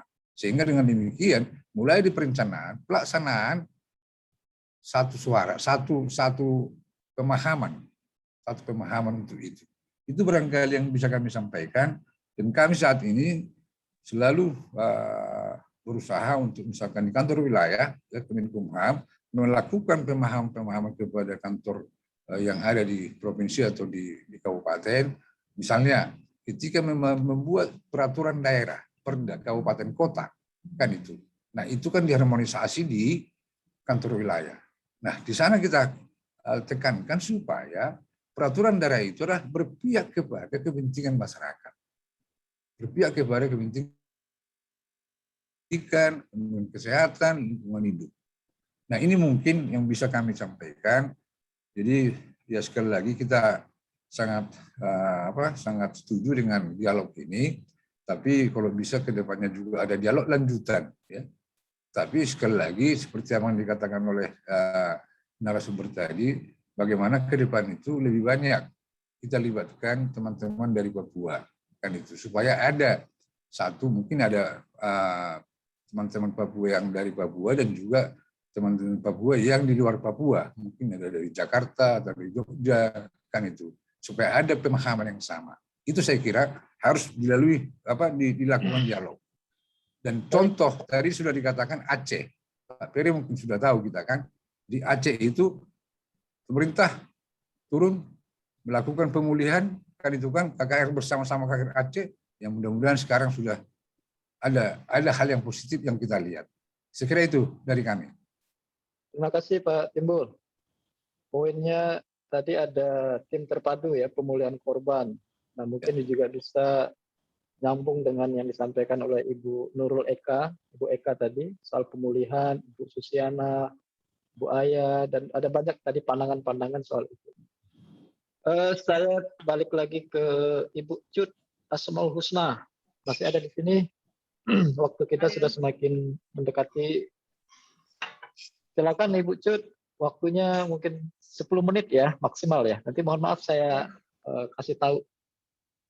Baik, terima kasih. Suara saya kedengaran? Kedengaran. Ya, Assalamualaikum warahmatullahi wabarakatuh. Selamat sore, teman-teman semua, sahabat semua, kakak-kakak dan bapak-bapak yang hadir pada sore hari ini, dan terutama Bung Ferry Kusuma. Terima kasih atas fasilitasi ini ya. Saya orang yang di Aceh, yang selalu berada di yang selalu perhatian terhadap di Papua meskipun tidak pernah ke Papua dan tidak pernah bertugas Papua. Namun kami ada membuat grup yang peduli terhadap teman-teman Aceh yang ada di Papua. Jadi ketika ada kondisi-kondisi di Papua, teman-teman di Papua boleh menyampaikan kepada kami dan kami akan memfollow up apa yang bisa di follow up dari Aceh. Jadi dari situ kami mendapatkan informasi banyak hal tentang Papua. Dan saya mau menyampaikan bahwa penyelesaian konflik di Papua itu memang agak sedikit berbeda dengan penyelesaian yang di Aceh ya, karena di Aceh sudah ada MOU Helsinki dan Undang-Undang Penyelenggaraan Pemerintahan Aceh yang bahagian daripada MOU Helsinki. Nah, pendekatan di Papua tentunya penyelesaian Papua harus secara komprehensif dan dengan indikator-indikator pembangunan, begitu ya, dengan indikator-indikator pembangunan. Saya melihat kenapa teman-teman Aceh yang saat ini bertugas di Papua, mereka lebih tahan dan nyaman bertugas di sana meskipun di pedalaman. Saya melihat bahwa apa yang dilakukan mereka adalah dengan cara pendekatan humanis dan persaudaraan, begitu ya. Jadi dalam cara melakukan pendekatan dengan Papua, tentu tidak boleh pendekatan yang dulunya sering dipraktekkan dengan cara kekerasan dan yang lainnya, tetapi dengan cara pendekatan humanis dan persaudaraan. Jadi kalau pendekatan itu dilakukan, makanya kenapa teman-teman yang jadi dokter di sana, tentara di sana, ketika menyebut adalah orang Aceh dan orang yang lainnya, dan dengan pendekatan humanis maka mereka bertahan di sana. Yang kedua, saya sepakat dengan apa yang disampaikan oleh Bang Afri Abdullah tadi, bahwa pendekatan kultural ada dan kearifan lokal Papua ini menjadi penting. Saya pernah mendampingi teman-teman Papua meskipun tidak di Papua, tetapi waktu itu di Jakarta, dan mereka menyampaikan demi adat tanah kami, maka kami apapun itu kami lakukan. Jadi artinya bahwa kekuatan adat dan kearifan lokal Papua ini menjadi sangat sangat kuat begitu. Kemudian yang ketiga adalah pendekatan kesukuan gitu. Papua kita tahu bahwa sangat banyak sukunya, itu dengan berbagai karakter yang berbeda. Berbeda dengan di Aceh gitu ya, ada cuma beberapa suku tetapi bisa bersatu. Namun di Papua barangkali karena kesukuannya atau suku-suku atau kepala suku itu ada banyak di pedalaman. Jadi pendekatan-pendekatan kultural sesuai dengan karakter masing-masing suku ini perlu dilakukan. Berikutnya saya melihat bahwa bagaimana memenuhi layanan ya, layanan dasar dan akses infrastruktur antar kabupaten. Nah, kita tahu bahwa di Papua jalan yang banyak ditempuh itu adalah melalui laut dan udara, gitu ya, sangat terbatas dengan darat. Nah, ini menjadi kemudian masyarakat yang di pedalaman ini merasa aksesnya sangat sempit begitu ya, sehingga pemikiran dan yang lain itu merasa termarginalkan karena akses yang sulit begitu. Kemudian saya melihat juga ada tadi saya menerima pesan dari salah satu dokter yang ada di RSUD Oksibil Pegunungan Bintang. Di sana ada 5 dokter spesialis, tapi sayangnya fasilitas kesehatannya itu tidak memadai, begitu ya. Jadi sehingga mereka kesulitan untuk melakukan sesuatu di sana. Ini kita bicara soal kesehatan, belum lagi bicara soal pendidikan dan sarana yang lainnya. Saya melihat bahwa sentuhan layanan dasar, memenuhi layanan dasar menjadi sangat penting selain pemenuhan hak yang disampaikan oleh Bapak sebelumnya. Kemudian transformasi pendidikan dan juga transformasi ekonomi menjadi penting. Nah, terakhir saya menyampaikan bahwa intervensi yang dilakukan selama ini itu belum menyentuh masyarakat pedalaman Papua. Oleh karena itu perlu dilakukan kembali bagaimana melakukan intervensi dengan pendekatan tadi. Terima kasih Pak Ferry. Saya kembalikan. Assalamualaikum warahmatullahi wabarakatuh. Selamat sore. Waalaikumsalam. Terima kasih Bu Cut. Saya langsung saja karena waktu sudah habis ke Mas Oki Setiarso yang lahir di Papua, punya pengalaman banyak di Papua. Mas Oki masih ada? Mas Oki, tiduran. Halo Mas Oki. Oke, sepertinya Mas Oki, kalau tidak ada mungkin saya terakhir ke Bang Ori Rahman kalau mau menyampaikan pandangan. Bang Ori Rahman? Tidak ada juga? Oke. Baik, Ibu Bapak sekalian, pertama saya terima kasih sekali pandangan dari berbagai perspektif tadi ya, dari isu hak asasi manusia, keamanan, pendidikan, kesehatan, dan sebagainya. Nah, isu-isu ini yang tadi Ibu Bapak semua sampaikan nanti akan kami buat dalam semacam laporan utuh ya dari masing-masing pandangan tadi. Laporan itu kemudian akan kami kirimkan kembali kepada Ibu Bapak yang hadir dalam pertemuan siang ini. Nah, kami berharap dari pertemuan ini bisa mengembangkan diskusi yang lebih maksimal lagi terkait isu-isu yang kita anggap penting. Pertama tadi soal dialog. Ada prakondisi untuk menuju dialog yang disampaikan oleh Ibu Elvira. Ada persoalan isu-isu kemanusiaan yang tadi juga disampaikan oleh Pak Amir, Pak Sade, dan bapak-bapak yang lain.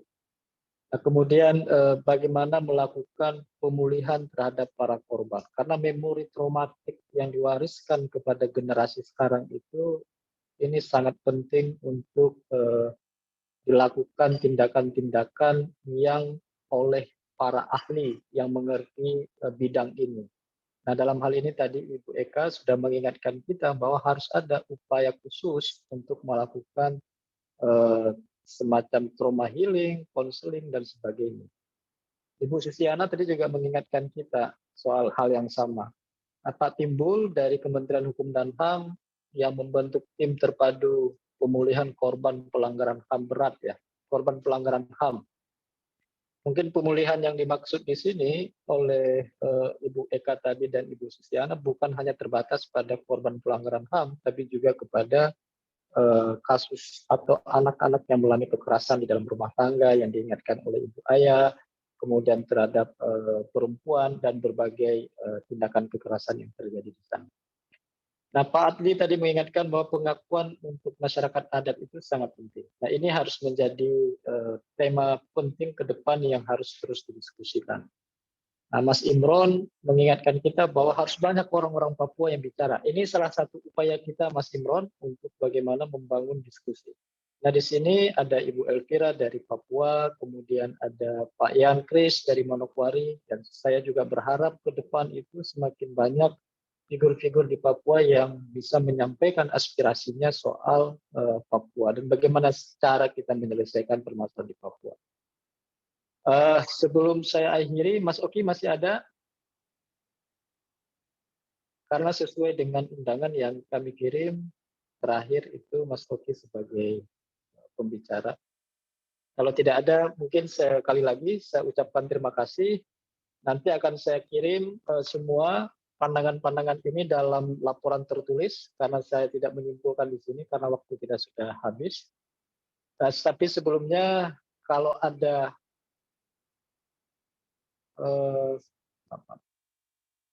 penutup dari Pak Amiruddin, sebelum saya ini, sama Ibu Elvira, dan Pak Adli Abdullah sebagai pemantik diskusi tadi.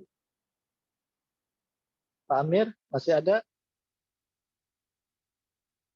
Atau Pak Adli? Pak Adli Abdullah sebagai penutup, closing statement, 1 menit.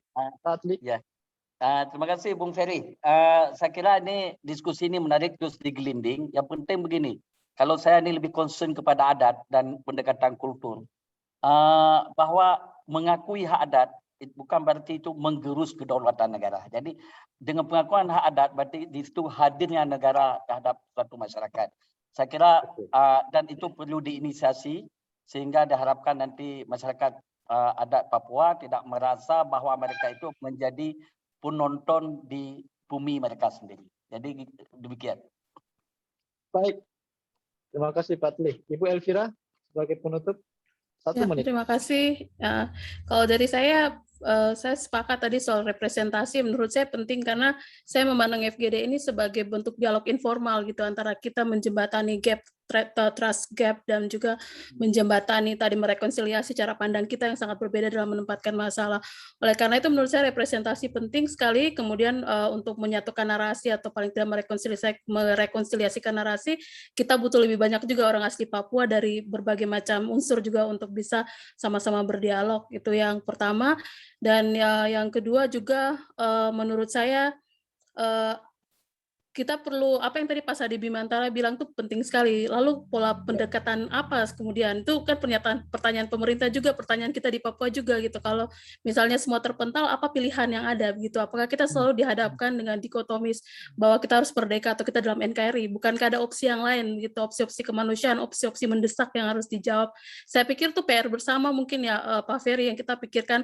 Lalu apa solusi, apa yang harus dilakukan sekarang, prioritas untuk sekarang, untuk siapa dilakukan ke depan seperti apa, siapa yang melakukannya, itu menjadi sangat penting. Segitu dari saya, terima kasih banyak Bapak Ibu. Terima kasih Ibu Elvira, poinnya bagus banget. Dari Pak Haryanto, Pak Intelkam sebagai penutup, closing statement-nya Pak, 1 menit. Terima kasih Pak Ferry. Ya. Kami dari Polri, dari Pak Intelkam, sebagaimana yang disampaikan oleh Pak Haryanto tadi, kami tetap optimis Pak dengan instrumen yang sudah disiapkan oleh pemerintah dengan adanya Impres, kemudian juga ada Undang-Undang Nomor 221 tentang OSUS.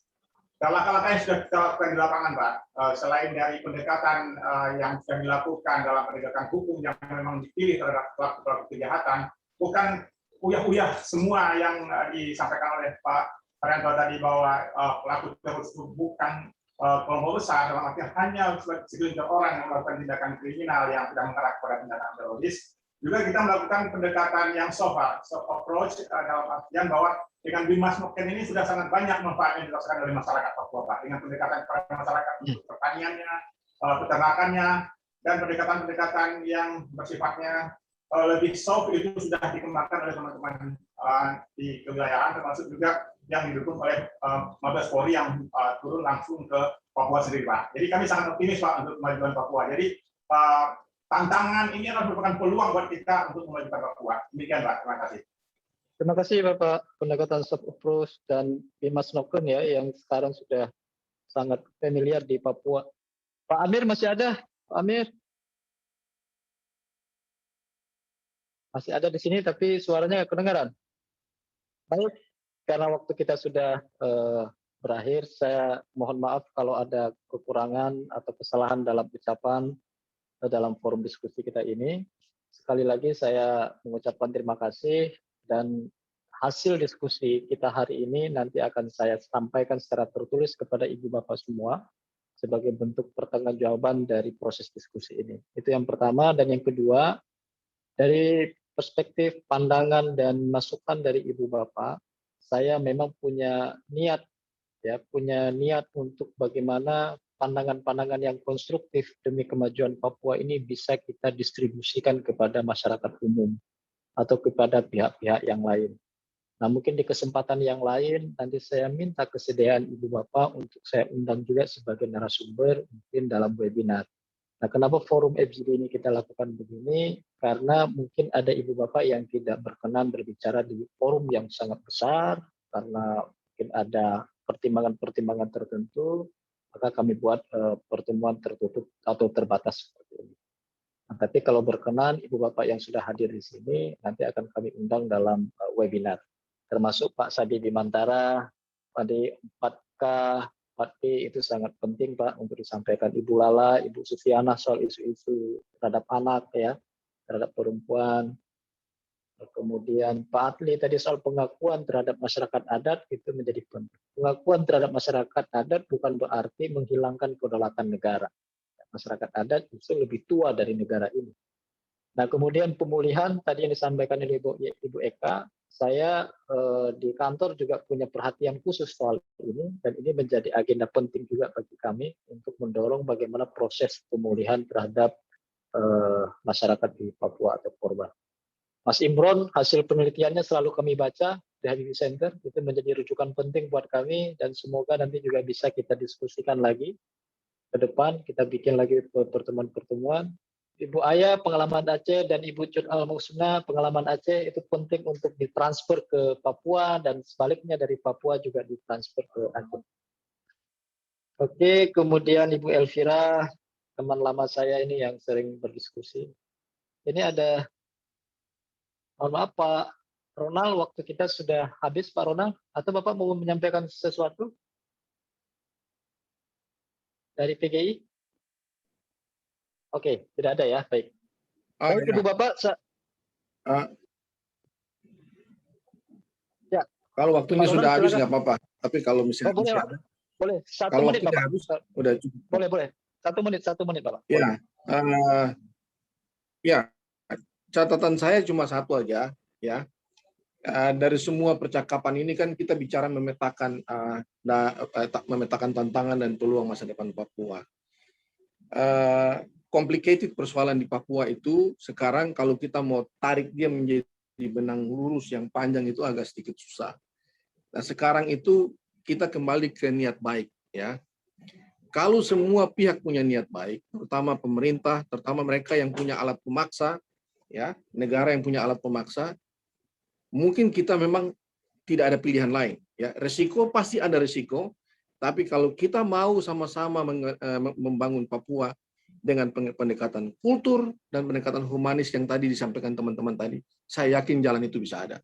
Tapi kalau semuanya kita berpikir dari kacamata kekerasan, percaya saya, persoalan Papua tidak akan bisa selesai. Papua akan terus bersimbah darah. Itu yang kita bilang ya. Terima kasih. Dari saya itu aja. Terima kasih Pak Ronald. Itu penutup yang sangat bagus banget pada diskusi kita siang ini.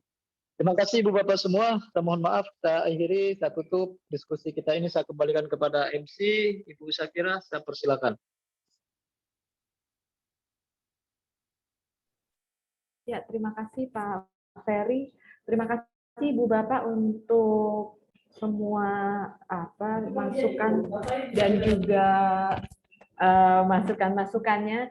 Saya hanya menyambung apa yang disampaikan oleh Pak Ferry bahwa diskusi ini tidak boleh berhenti. Diskusi ini tidak akan berhenti sore ini saja karena seperti Pak Ronald juga sampaikan barusan, masukannya dan semua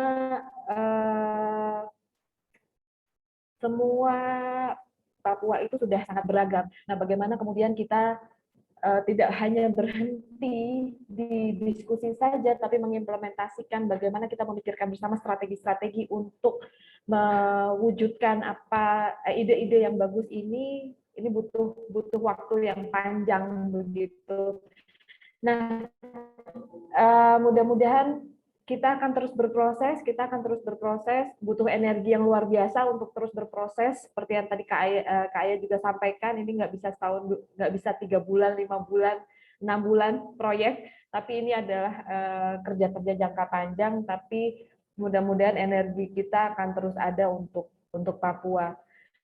Begitu. Selamat sore, terima kasih atas diskusinya. Kami mohon maaf jika ada kekurangan. Salam sehat, sehat selalu. Mudah-mudahan kita akan segera bisa bertemu lagi di forum-forum berikutnya. Selamat malam di Papua. Terima kasih banyak. Selamat sore, selamat malam semua Pak Ferry. Terima kasih semuanya. Terima kasih. Pak Ronald, Richard, Malam. Elvira. Terima kasih Pak Sade. Semua Ferry, terima kasih. Pak Yarwan. Terima kasih Pak Sade. Elvira. Kak Kris, thank you. Terima kasih ya. Terima kasih. Kak Kris, Kak Ronald. Mas Ferry, Mbak Elvira, terima kasih. Terima kasih Kak. Samuel. Salam buat Pak Paulus, Jenderal Paulus. Hormat. Terima kasih semua. Izin Terima lihat kasih. ya. Selamat malam.